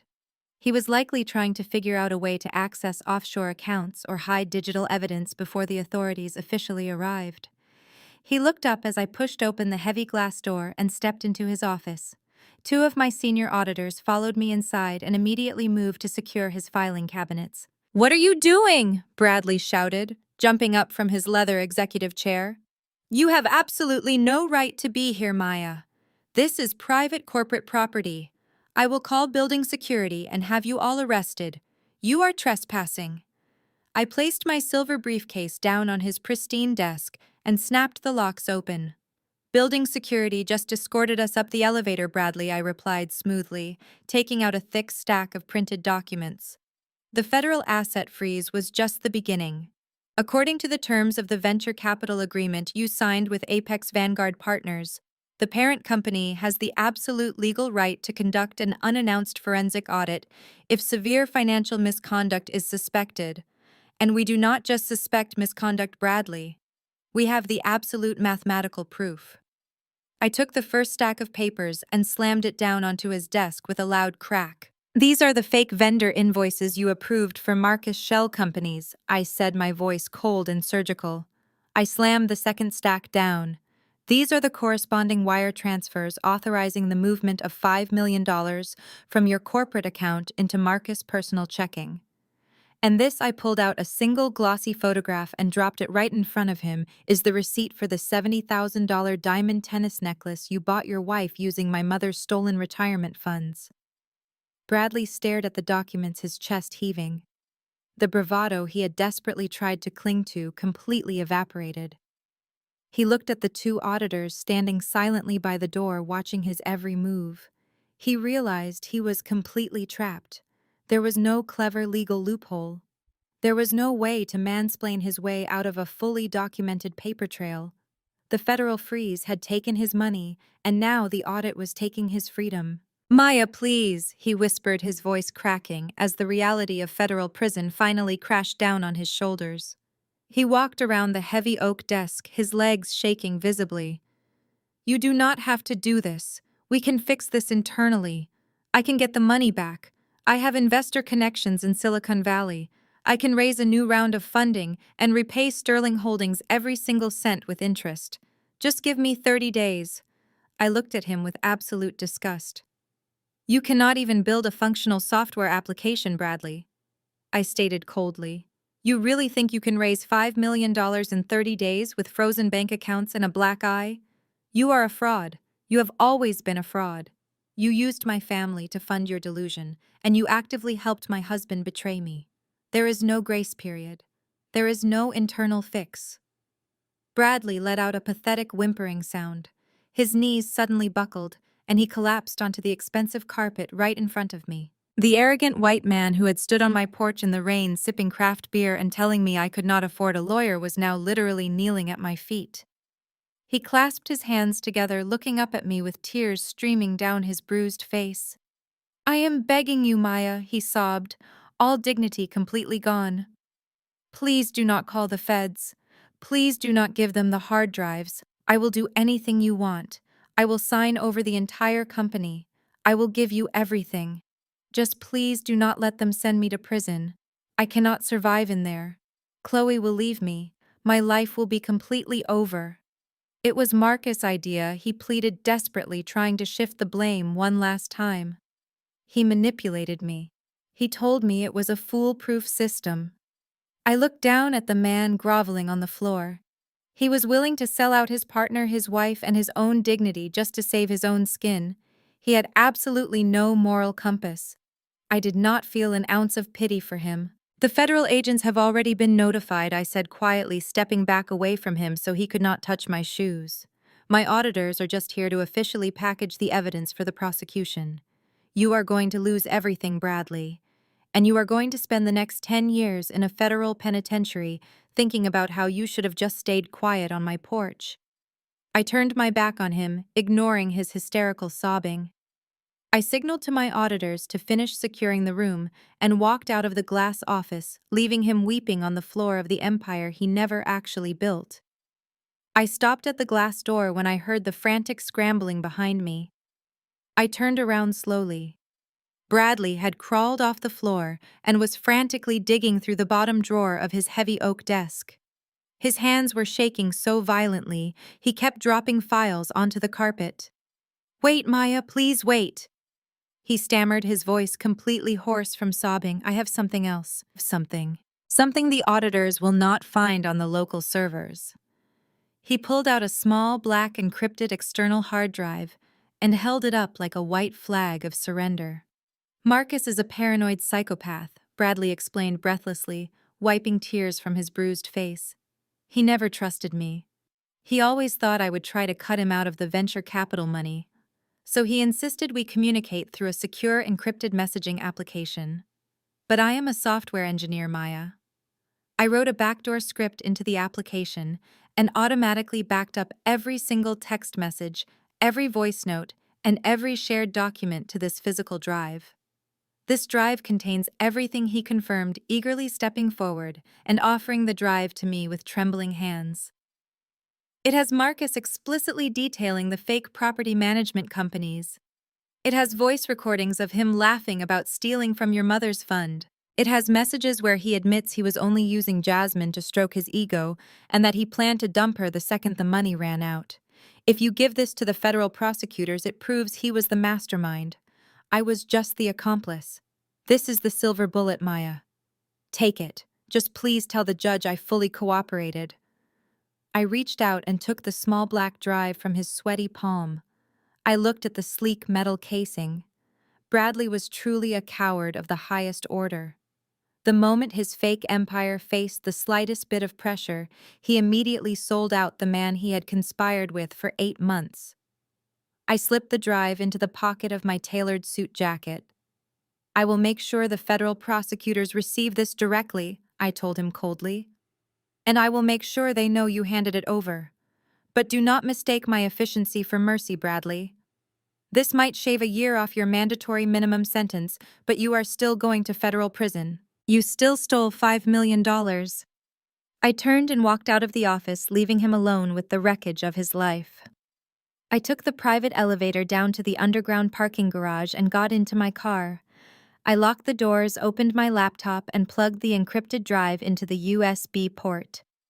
As a forensic accountant, I had seen my fair share of disgusting financial secrets, but the sheer volume of arrogance contained on this small drive was staggering. I scrolled through months of text messages between the two men. Marcus was incredibly boastful. He openly bragged about draining his mother's retirement account. He called his sister Chloe a materialistic idiot who would believe anything her husband told her. But the most interesting messages were the ones regarding Jasmine. Marcus had spent months feeding the young fitness influencer a massive fantasy. He told her he was a self-made millionaire trapped in a loveless marriage. But in his private text to Bradley, Marcus referred to Jasmine as a temporary expensive toy. He complained about how much money she demanded for shopping sprees. And in the most recent messages sent just 3 days ago, Marcus panicked about the dwindling cash reserves. He told Bradley that if the federal authorities ever came knocking, he had a backup plan. He had quietly stockpiled $50,000 in untraceable cash in a hidden floor safe inside his luxury leased apartment downtown. He planned to use that cash to flee the state if the wire fraud was ever discovered, leaving Jasmine and his family to deal with the fallout. A slow, cold smile spread across my face. Marcus thought he had an escape hatch. He thought he could outsmart the government and run away with a duffel bag full of stolen cash. I was not going to let that happen. The federal agents would eventually find the apartment and the safe, but the bureaucratic process takes time. I needed to execute a much faster, more poetic form of justice. I opened a secure, untraceable email application on my laptop. I created a temporary burner address. I took high-resolution screenshots of the most damaging text messages. I selected the messages where Marcus called Jasmine a temporary toy. I selected the messages where he admitted his entire real estate empire was a complete fraud. And most importantly, I selected the explicit messages detailing the exact location of the hidden floor safe and the $50,000 in physical cash. I attached all the screenshots to the email and typed in Jasmine's public business address, which she proudly displayed on her social media profiles. I did not write a subject line or a message. The evidence spoke perfectly for itself. I hit send and watched the progress bar complete. I closed my laptop and started the engine of my car. I knew exactly how a woman like Jasmine operated. She was not driven by love or loyalty. She was driven entirely by self-preservation and financial opportunity. She had just witnessed Marcus lose his house and face federal allegations at the family cookout. She was likely sitting in his leased downtown apartment right now, waiting for him to return from his lawyer's office. She was probably already packing her designer bags, trying to figure out her next move. When that email hit her inbox, the final illusion would completely shatter. She would read the messages and realize that Marcus was not just broke, he was actively planning to abandon her. But she would also see the golden ticket. The $50,000 in untraceable cash hidden right beneath her feet. Jasmine would not wait for Marcus to come home and explain himself. She would not wait for the federal agents to kick the door down. She would go straight to the bedroom closet, pull back the expensive area rug, and punch in the access code Marcus had so arrogantly texted to Bradley. She would empty that safe, shoving stacks of $100 bills into her designer tote bags. She would take every single piece of jewelry, every luxury watch, and every ounce of cash Marcus had desperately hoarded. And then, she would vanish completely. She would block his number, delete her social media accounts, and disappear into the wind, leaving Marcus with absolutely nothing. He would return to an empty apartment, a vacant safe, and a massive impending federal indictment. He had tried to buy her loyalty with stolen money, and now she was going to use that exact same money to escape his sinking ship. I drove out of the parking garage and merged onto the busy Atlanta highway. The sun was shining brightly, and the city's skyline looked absolutely beautiful. The trap had been flawlessly executed. Marcus was about to discover what it truly meant to lose everything. 2 days after the spectacular collapse of my estranged husband's entire world, I received a desperate voicemail. It was Brenda. Her usual arrogant tone was completely gone, replaced by the frantic cracking voice of a terrified elderly woman. She begged me to meet her at a small independent coffee shop in downtown Atlanta. She swore she came in absolute peace and just wanted 5 minutes of my time. I agreed to the meeting for one very specific reason. I wanted to look her directly in the eyes when I delivered the final devastating blow to her maternal pride. I arrived at the coffee shop early. I ordered a black coffee and sat near the back window. I was wearing a sharp white blazer looking like a woman who had just executed a flawless hostile takeover. 10 minutes later, the bell above the door chimed and Brenda walked inside. The physical transformation was absolutely shocking. The woman who had proudly stood on a porch in a silk robe laughing as my luggage was thrown into the freezing rain was entirely gone. Brenda looked like she had aged 10 years in 48 hours. Her clothes looked wrinkled as if she had slept in them. She spotted me sitting in the corner and practically dragged herself over to my table. She collapsed into the chair across from me, avoiding my gaze. She did not bother ordering a drink. She just sat there wringing her hands nervously, staring at the wooden table. I did not offer a greeting. I took a slow, deliberate sip of my coffee and waited for her to speak. When she finally looked up, her eyes were bloodshot and brimming with heavy tears. "Maya," she whispered, her voice trembling violently. "Thank you for agreeing to see me. I know you have every right to be furious, but I am begging you to have some mercy. The federal agents raided Marcus' apartment this morning. They took his computer, his financial records, and they even seized the car he was driving. He is sitting in a lawyer's office right now crying like a baby. They are talking about a 10-year prison sentence." I placed my coffee cup down. Actions have consequences. "Brenda," I stated, simply, keeping my face entirely blank, "he committed massive financial fraud. He stole from my family to fund a lavish lifestyle and an expensive mistress. I am just the person who handed over the receipts." Brenda reached across the table and tried to grab my hand. I immediately pulled my hand back. "Please, Maya," she sobbed, tears spilling over her wrinkled cheeks. "You have to call your mother. You have to tell her to drop the charges. Marcus is a good man who just got caught up with the wrong crowd. He wanted to be successful so badly that he made a stupid mistake. But you know his heart, Maya. You two used to be so deeply in love.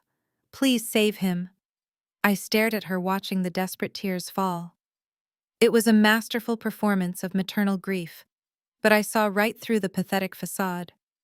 "You do not care about love, Brenda," I said, my voice dropping to a cold, calculating register. "You only care that your golden goose has officially been slaughtered. You are crying because your retirement fund was seized as criminal evidence.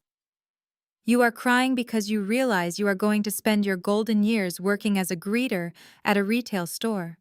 You enabled his toxic behavior his entire life. You cheered when he threw my belongings into the rain. You went on social media and called me a gold digger. Do not sit here and pretend you ever viewed me as a daughter. You only view me as a massive bank account that you desperately need to access to save your own skin."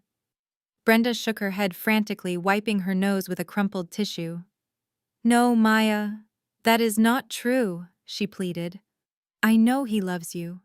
He regrets everything he did with that horrible fitness girl. He wants to come home and fix your marriage. He wants to have a family with you. Please, just give him one more chance to be a father to your future children."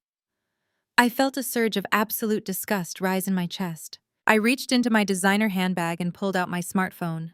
"You want to talk about having a family with Marcus?" I asked, my tone turning completely lethal. "You want to talk about the kind of grandmother you are? Let us talk about that, Brenda." I pressed the play button on the audio file and placed the phone right in the center of the wooden table. The audio was crystal clear, extracted directly from the encrypted hard drive Bradley had surrendered. It was a recorded phone conversation between Marcus and Brenda from 7 months ago. "She is getting suspicious, Mom," Marcus' voice complained on the recording. "I might have to file for divorce before she audits the house accounts." Then Brenda's voice came through the speaker, sharp and incredibly cruel. "Do not be an idiot, Marcus," the recorded, Brenda scolded. "If you divorce her now, you lose access to her pristine credit score.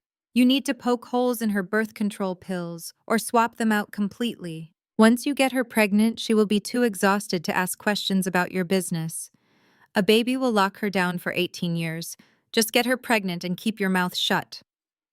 I pressed the pause button, cutting the recording off. Brenda was staring at the black smartphone as if it had just turned into a highly venomous snake, the color completely drained from her face. She was entirely paralyzed by the sheer evil of her own recorded words. She had actively conspired to violate my body, to trap me in a fraudulent marriage. "You are a monster," I whispered, leaving her completely broken and utterly alone. I stood up from the wooden table, smoothing the wrinkles from my crisp white blazer. I did not look back at the woman weeping into her hands. I walked calmly to the counter, pulled a crisp $20 bill from my wallet, and placed it gently next to the register to cover the cost of my black coffee. "Have a wonderful afternoon," I told the barista, my voice perfectly steady and polite. I pushed open the heavy glass door of the coffee shop and stepped out into the bright afternoon sunlight. The bell chimed brightly behind me, a cheerful sound that sharply contrasted with the absolute devastation I had just left inside. I took a deep breath of the warm Atlanta air, letting it fill my lungs. For 10 years I had suffocated under the weight of their expectations and their constant subtle disrespect. I had bent over backward trying to prove my worth to a family that saw me only as a financial stepping stone. Hearing that audio recording, hearing my own mother-in-law explicitly scheme to trap me with a pregnancy so her son could continue draining my bank accounts, obliterated any tiny, lingering fraction of mercy I might have harbored. There was no misunderstanding. There was no accidental financial mistake. It was a calculated, malicious conspiracy orchestrated by deeply evil people. I walked down the busy sidewalk toward my parked car, my heels clicking rhythmically against the pavement. The heavy burden of maintaining a toxic marriage had been completely lifted from my shoulders.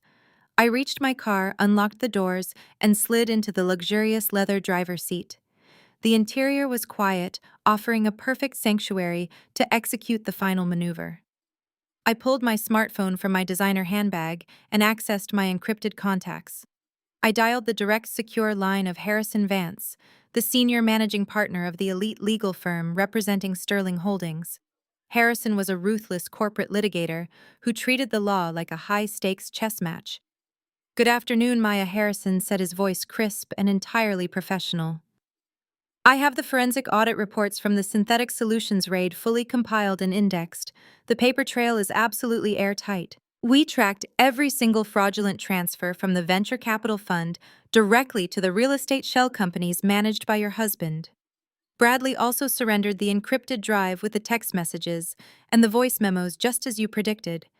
We have Marcus explicitly confessing to the embezzlement on tape. The federal case is basically a gift-wrapped conviction." I started the engine of my car, listening to the low, powerful hum of the motor. "Send it all to the Federal Bureau of Investigation, Harrison." I instructed, my voice completely devoid of hesitation. "Send the bank ledgers, the fake vendor invoices, the forged signatures, and the encrypted chat logs. I want the entire dossier delivered directly to the White-Collar Crime Division before the end of the business day." Harrison paused for a brief moment. "You understand the absolute finality of this action, Maya?" he asked, ensuring I was fully prepared for the fallout. "Once I formally submit this evidence to the federal authorities, there is absolutely no turning back. The federal prosecutors will immediately file a grand jury indictment. Marcus and Bradley will be arrested. Their assets will remain permanently frozen, and they will face mandatory minimum sentences in federal prison. The collateral damage to their extended family will be total and irreversible. Are you absolutely certain you want to lock the gate?" I looked out the windshield at the busy city street, watching people rush by, completely unaware of the massive financial execution taking place. "I am absolutely certain, Harrison," I replied coldly. "They tried to steal my future. They tried to steal my mother's legacy. They laughed in my face while spending my money on diamond necklaces and young mistresses. Lock the gate and throw away the key." "Understood," Harrison replied, his tone shifting into predatory anticipation. "The digital transfer will be completed within the hour. The federal prosecutors have been waiting for the green light, and they are very eager to close this net. They will likely secure arrest warrants by tomorrow morning." "What about the divorce proceedings?" "Serve him," I commanded instantly. "Marcus texted me a ridiculous settlement offer demanding I surrender the house. I want you to counter that with total annihilation. Draft the official divorce petition citing severe financial abuse fraud and extreme marital misconduct. I want it clearly stated that the marital home is subject to the terminated ground lease and that he carries the entire $2 million mortgage debt alone. I also want you to formally demand the immediate return of every single dollar he spent on Jasmine Turner. Sue him for the cost of the hotel rooms, the jewelry, the dinners, and the down payment inquiry for the Porsche. I want him to enter that courtroom knowing he owes me money he literally cannot pay. Consider it done, Harrison said, sounding genuinely impressed by the sheer ruthlessness of the strategy. He will receive the official divorce petition tomorrow morning, right around the same time the federal agents show up to formally indict him. It is going to be a very bad day for your husband, Maya. I will see you in court. I ended the call and placed the phone on the passenger seat. The trap was officially shut. I shifted the car into gear and pulled away from the curb, merging seamlessly into the flowing city traffic. I drove back toward the Sterling family estate, feeling a profound sense of absolute peace. The fake smiles at Sunday dinners were over. I had systematically dismantled the arrogant men who thought they could outsmart me, and I had broken the toxic mother who enabled their pathetic behavior. I opened the front door and let the federal hurricane blow it all away. I smiled as I drove, looking forward to the final courtroom confrontation. 3 weeks later, I walked up the massive stone steps of the Fulton County Family Courthouse. The Atlanta morning was humid, but I felt cool and entirely focused. I was wearing a tailored navy blue suit with a silk blouse and a simple pair of pearl earrings. I looked like a woman who commanded respect. Walking right beside me was Harrison Vance. He carried a sleek black leather briefcase and wore an expensive custom Italian suit. He did not look like a family law attorney. He simply looked like a corporate executioner. We passed through the metal detectors and took the elevator to the 4th floor. When we pushed open the heavy oak doors of Courtroom 4, I immediately spotted my soon-to-be ex-husband. Marcus was sitting at the respondent's table. The physical toll of the last 3 weeks was incredibly obvious. His expensive haircut was overgrown and he looked exhausted. But despite losing his house and facing an active federal investigation, his toxic arrogance was somehow still entirely intact. Bradley sat next to him holding a yellow legal pad, whispering aggressively into Marcus' ear. Their discount attorney, Mr. Peterson, looked like he had slept in his suit. His tie was crooked, and he nervously shuffled papers completely out of his depth against Harrison. But Marcus and Bradley looked incredibly smug. They glared at me as I took my seat next to Harrison. They actually believed they were going to win this civil proceeding. They thought they could use the family court system to bleed me dry before the federal prosecutors officially dropped the hammer. The bailiff announced the arrival of Judge Eleanor Thompson. We all stood as she took her seat at the high wooden bench. She was a no-nonsense judge with a reputation for zero tolerance when it came to financial abuse. She adjusted her glasses and looked down at the massive file in front of her. "Good morning, counsel," she said, her voice echoing in the quiet courtroom. "I have reviewed the initial petitions, Mr. Peterson. Your client is making some incredibly aggressive financial demands, considering the documented allegations of wire fraud currently pending in a separate jurisdiction. Are you absolutely certain you want to proceed with this specific strategy today?" Mr. Peterson stood up, clearing his throat nervously. "Yes, Your Honor," he squeaked, sounding like a frightened mouse. "My client Marcus firmly believes he is the actual victim in this marriage. We are arguing that the petitioner Maya committed severe financial infidelity. She intentionally deceived my client regarding her immense familial wealth and the true ownership of the marital property. We believe she orchestrated the termination of the commercial ground lease specifically to defraud my client of his rightful equity in the $2 million home." Marcus nodded vigorously, shooting me a triumphant glare. Bradley leaned over and whispered something to Peterson, pointing at the yellow legal pad. Peterson swallowed hard and continued. "Furthermore, Your Honor, because the petitioner intentionally hid her status as the heir to the Sterling Holdings empire, she created a massive power imbalance in the marriage. My client was forced to take on massive debts to support their lifestyle.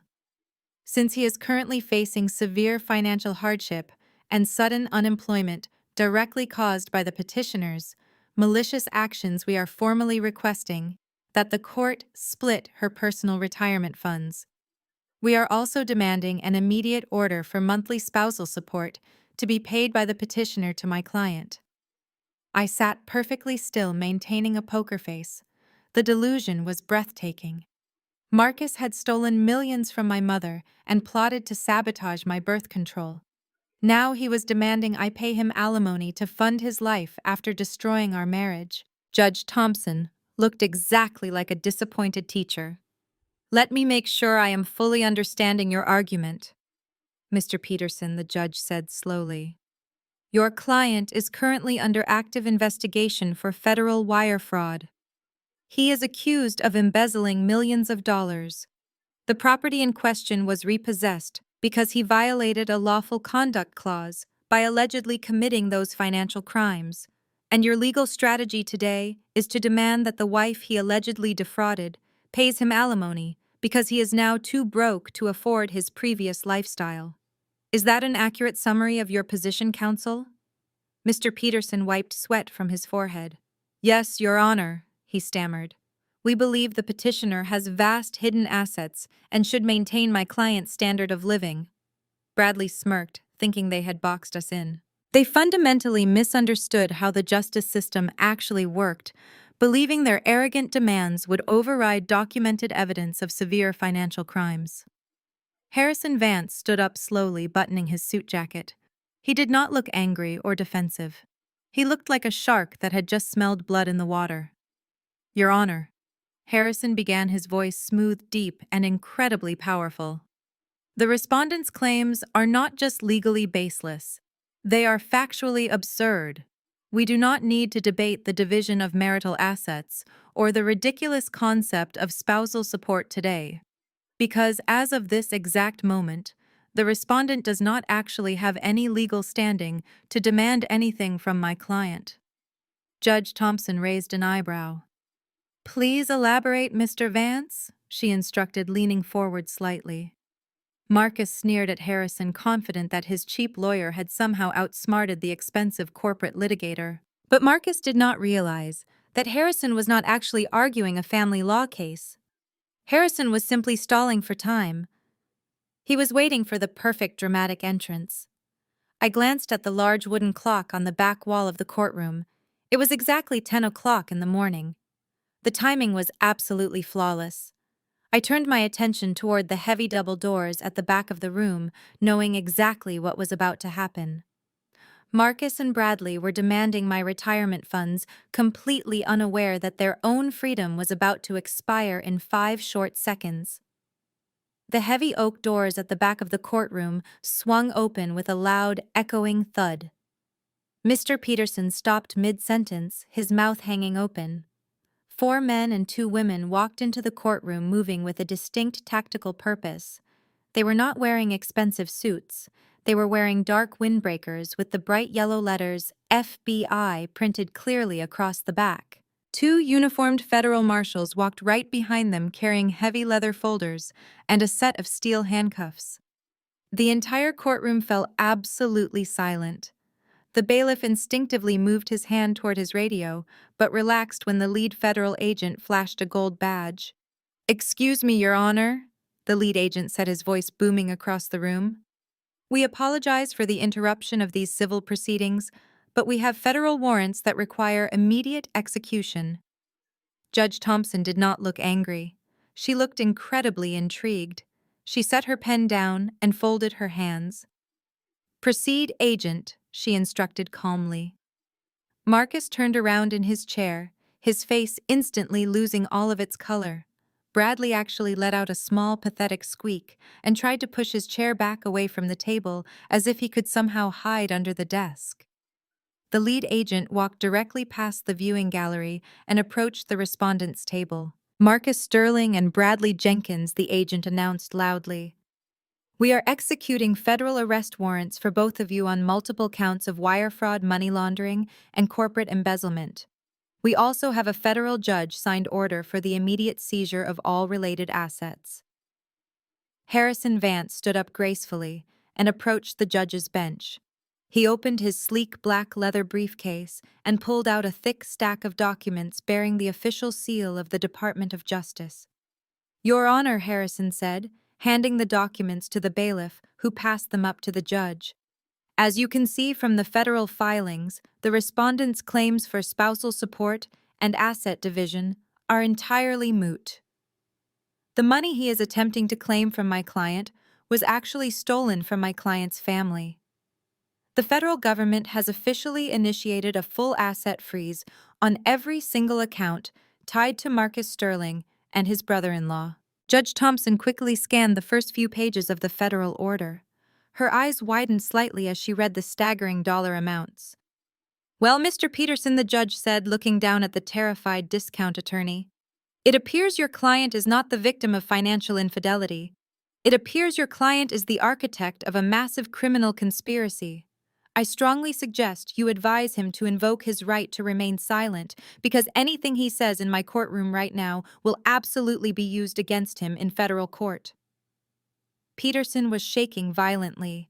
He grabbed his briefcase and physically took 3 steps away from Marcus, completely abandoning his client in the face of federal charges. "I do not represent him in criminal matters," Peterson stammered desperately, trying to save his own legal license. Marcus looked back and forth between the federal agents and the judge, his chest heaving with rapid, panicked breaths. "Wait!" He choked out, his voice cracking. "You cannot just freeze everything. I have a mortgage to pay. I have legal bills. I have a life." The lead federal agent pulled a printed list from his folder and looked down at Marcus with absolute zero sympathy. "You do not have anything, Mr. Sterling," the agent corrected him coldly. "As of 8 o'clock this morning, federal investigators seized the primary business accounts for your real estate shell companies. We seized your personal checking and savings accounts. We impounded the leased Mercedes you drove to the courthouse today, and we have already intercepted the $25,000 down payment you attempted to make on a Porsche Cayenne. Your entire financial existence is currently locked in a federal evidence vault." Bradley was hyperventilating next to him, clutching his chest as if he was having a heart attack. "My company," Bradley gasped. "Synthetic Solutions is a legitimate business. You cannot take my company." The agent turned his cold gaze to Bradley. "Synthetic Solutions is a confirmed shell corporation used to launder stolen venture capital," the agent stated flatly. "The corporate accounts have been zeroed out. The office space has been padlocked, and your servers are currently being dismantled by federal forensic teams." I sat at my table watching the exact moment Marcus realized the mathematical reality of his absolute destruction. He was not just broke. He was trapped in a financial black hole. He looked over at me, his eyes wide with a terrifying realization. "The house," he whispered, his voice trembling with sheer terror. "The mortgage." I smiled at him, a cold, calculating smile that offered absolutely no mercy. "Yes, Marcus," I said, my voice carrying clearly across the quiet courtroom. "Let us talk about the house. You owe the bank $2 million for the physical structure, but because you committed federal wire fraud, the ground lease was terminated. The house is completely worthless collateral. The bank is going to call in the loan immediately. They are going to demand $2 million in cash. And thanks to the nice federal agents standing right behind you, you currently have exactly $0 to your name. You cannot sell the house. You cannot refinance the house. You cannot even declare standard bankruptcy because your debt is tied directly to a federal crime. You are going to owe $2 million for the rest of your life from inside a federal prison cell." Marcus physically collapsed, falling forward onto the wooden table and sobbing uncontrollably. The arrogant real estate broker was completely gone. He was replaced by a broken, weeping criminal. He finally understood that he had played a high-stakes game against a master and lost absolutely everything. Judge Thompson picked up her wooden gavel and slammed it down. Court adjourned. The sharp crack of the wooden gavel echoed like a gunshot through the silent courtroom. It was the final definitive sound of Marcus and Bradley's utter destruction. The lead federal agent did not waste a single second. He signaled to the uniformed marshals who immediately stepped forward, unhooking the heavy steel handcuffs from their utility belts. Bradley reacted purely on blind animal panic. He scrambled out of his wooden chair, knocking it over backward, and bolted toward the heavy oak doors at the back of the room. He actually thought he could outrun the federal government in a tailored suit. He burst through the swinging doors into the polished marble hallway, but he did not make it far. 2 more federal agents were waiting right outside. They tackled Bradley with ruthless efficiency. I heard a loud thud, followed by a sharp cry of pain, as they slammed him face first into the marble floor. "You are under arrest for federal wire fraud and money laundering," the agent outside shouted, reading him his rights while violently wrenching his arms behind his back. The sharp metallic click of the handcuffs snapping shut echoed back into the courtroom. Marcus did not try to run. He was completely paralyzed by the sheer magnitude of his financial and legal collapse. 2 agents grabbed him by his shoulders and physically hauled him to his feet. His legs could barely support his own weight. He looked at me, his eyes red and swollen with desperate, terrified tears. "Maya." He choked out his voice, sounding like a little boy who had just woken up from a nightmare. "Please, Maya, you have to stop this. You know I did not mean for it to go this far. I was just trying to build a legacy for us. I wanted to give you the life you deserved. Please tell them it was a misunderstanding." I stood up from the petitioner's table, slowly buttoning my navy blue suit jacket. I picked up my designer handbag and looked at the man I had spent 4 years married to. "You did not want to build a legacy, Marcus," I replied, my voice echoing coldly in the massive room. "You wanted to build a throne, and you did not care who you had to step on to reach it. You stole from my mother. You planned to tamper with my birth control to trap me.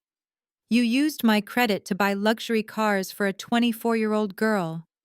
And when you thought you had the upper hand, you threw my suitcase into the freezing rain and told me to crawl back to the gutter. You built this exact reality, Marcus.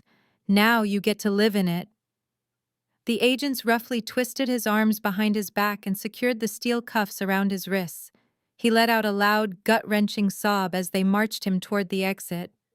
I followed closely behind them, walking out into the wide marble hallway. The scene outside was pure, absolute chaos. Bradley was sitting on a wooden bench, his hands cuffed behind his back, weeping uncontrollably while an agent stood over him. Chloe was standing nearby, screaming hysterically and clutching her diamond tennis necklace. But the true climax of the morning was just arriving. The elevator doors at the end of the hallway chimed and slid open. Brenda marched out, breathing heavily, clutching her cheap designer purse. She had obviously rushed to the courthouse to watch her golden boy win his divorce hearing. She pushed her way through the small crowd of onlookers and froze when she saw her son in handcuffs. "Marcus," she shrieked, her voice cracking with pure terror. "What are you doing to my son? Take those off him right now." She rushed toward the federal agents, but a tall female marshal immediately stepped into her path, holding up a firm hand. "Mom, you need to step back," the marshal ordered sharply. "These men are in federal custody." Brenda looked wildly from the marshal to Marcus, and then her eyes locked onto me. "You did this," she screamed, pointing a shaking finger at my face. "You evil witch! You set him up! You tell them to release him right now! We are going to sue you for everything you have. We have the retirement fund. We have the money to fight you." I did not say a word. I simply looked at the lead federal agent who was holding the printed seizure mandate. The agent turned to Brenda, his expression completely devoid of any emotion. "Are you Brenda Sterling?" he asked, checking a secondary document. "Yes," she snapped aggressively. "And I demand to know why you are harassing my family." The agent looked directly into her eyes. "Ma'am, your son liquidated your entire mutual fund portfolio 6 months ago," the agent explained flatly. "He moved $70,000 of your life savings into a fraudulent shell corporation to purchase a diamond necklace. He moved the remaining balance into his primary business checking account to artificially inflate his asset portfolio. Because those funds were commingled with stolen venture capital, every single dollar of your retirement money has been permanently seized as criminal evidence by the federal government." Brenda stopped breathing. The aggressive fire in her eyes instantly extinguished completely, replaced by a hollow, terrifying emptiness. She looked at Marcus, who could not even lift his head to meet his mother's gaze. He just stared at his own shoes, sobbing quietly. "My money," Brenda whispered the words barely escaping her lips. "My life savings. You promised me it was safe, Marcus. You swore it was earning interest." The agent continued speaking, but Brenda could no longer process the words. The absolute shock of losing her entire future, the realization that her golden boy was a massive fraud, was simply too much for her to handle. Her eyes rolled back. Her knees buckled violently, and she collapsed onto the hard marble floor in a dead faint. I looked down at her motionless body for a brief second, before stepping around her. I did not call for medical assistance. The federal marshals were already radioing for paramedics, and I had absolutely no obligation to care for a woman who had actively plotted to ruin my life. I walked through the heavy glass doors of the courthouse and stepped out into the warm, bright Atlanta sunshine. I took a deep breath of the fresh air, letting the warmth wash over my skin. That was the absolute last time I ever saw Marcus Bradley or Brenda. 6 months have passed since that chaotic morning in the federal building. The justice system moved with surprising speed when presented with an airtight financial paper trail. Marcus and Bradley both pled guilty to multiple federal charges to avoid a prolonged public trial. They were each sentenced to 8 years in a federal penitentiary with no possibility of early parole. The $2 million house was seized by the bank and quickly sold at a massive loss. Chloe divorced Bradley and moved into a small apartment, working 2 jobs to support herself since the federal government confiscated every single piece of jewelry and luxury asset she owned. Brenda recovered from her fainting spell only to face the harsh reality of living on a fixed minimal income in a tiny subsidized retirement facility. Their fake empire completely turned to dust. As for me, I did not just survive the collapse of my marriage. I absolutely thrived. I am standing right now on the expansive wraparound porch of my brand new property located in one of the most exclusive private neighborhoods in the city. The house is a breathtaking modern architectural masterpiece made of glass and dark wood overlooking a serene private lake. I bought it entirely in cash using my own money under my own name. There are no shell companies, there are no fake real estate invoices. There are no fragile male egos demanding that I put their names on the deed just to make them feel like a provider. The air here is incredibly peaceful. The only sounds are the gentle rustling of the old oak trees and the quiet splashing of the water against the private dock. I spent 10 years of my life carefully hiding my family wealth and downplaying my professional intelligence because I mistakenly believed that shrinking myself was the only way to be loved. I convinced myself that if I showed Marcus how truly powerful and successful I was, he would feel intimidated and leave me. So I played the role of the quiet, humble accountant. I let him take the credit. I let him play the big man, while I silently balanced the books and protected his fragile pride. I realize now how incredibly toxic that mindset truly was. We are taught as women, and especially as Black women, navigating the complexities of modern relationships to make ourselves smaller so that the men in our lives can feel much bigger. We dim our own brilliance so we do not cast a shadow over their insecurities. But that is not love. That is emotional captivity. True Black excellence is not just about accumulating wealth or achieving high corporate status. It is about stepping fully into your authentic power without absolutely any apology. It is about refusing to negotiate your standard of living or your moral boundaries for people who refuse to elevate themselves. When you shrink your greatness to coddle a fragile male ego, you are doing a massive disservice to the ancestors who fought for your right to stand tall.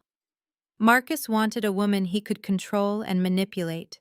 He wanted a woman he could discard the moment he found a younger, shinier distraction.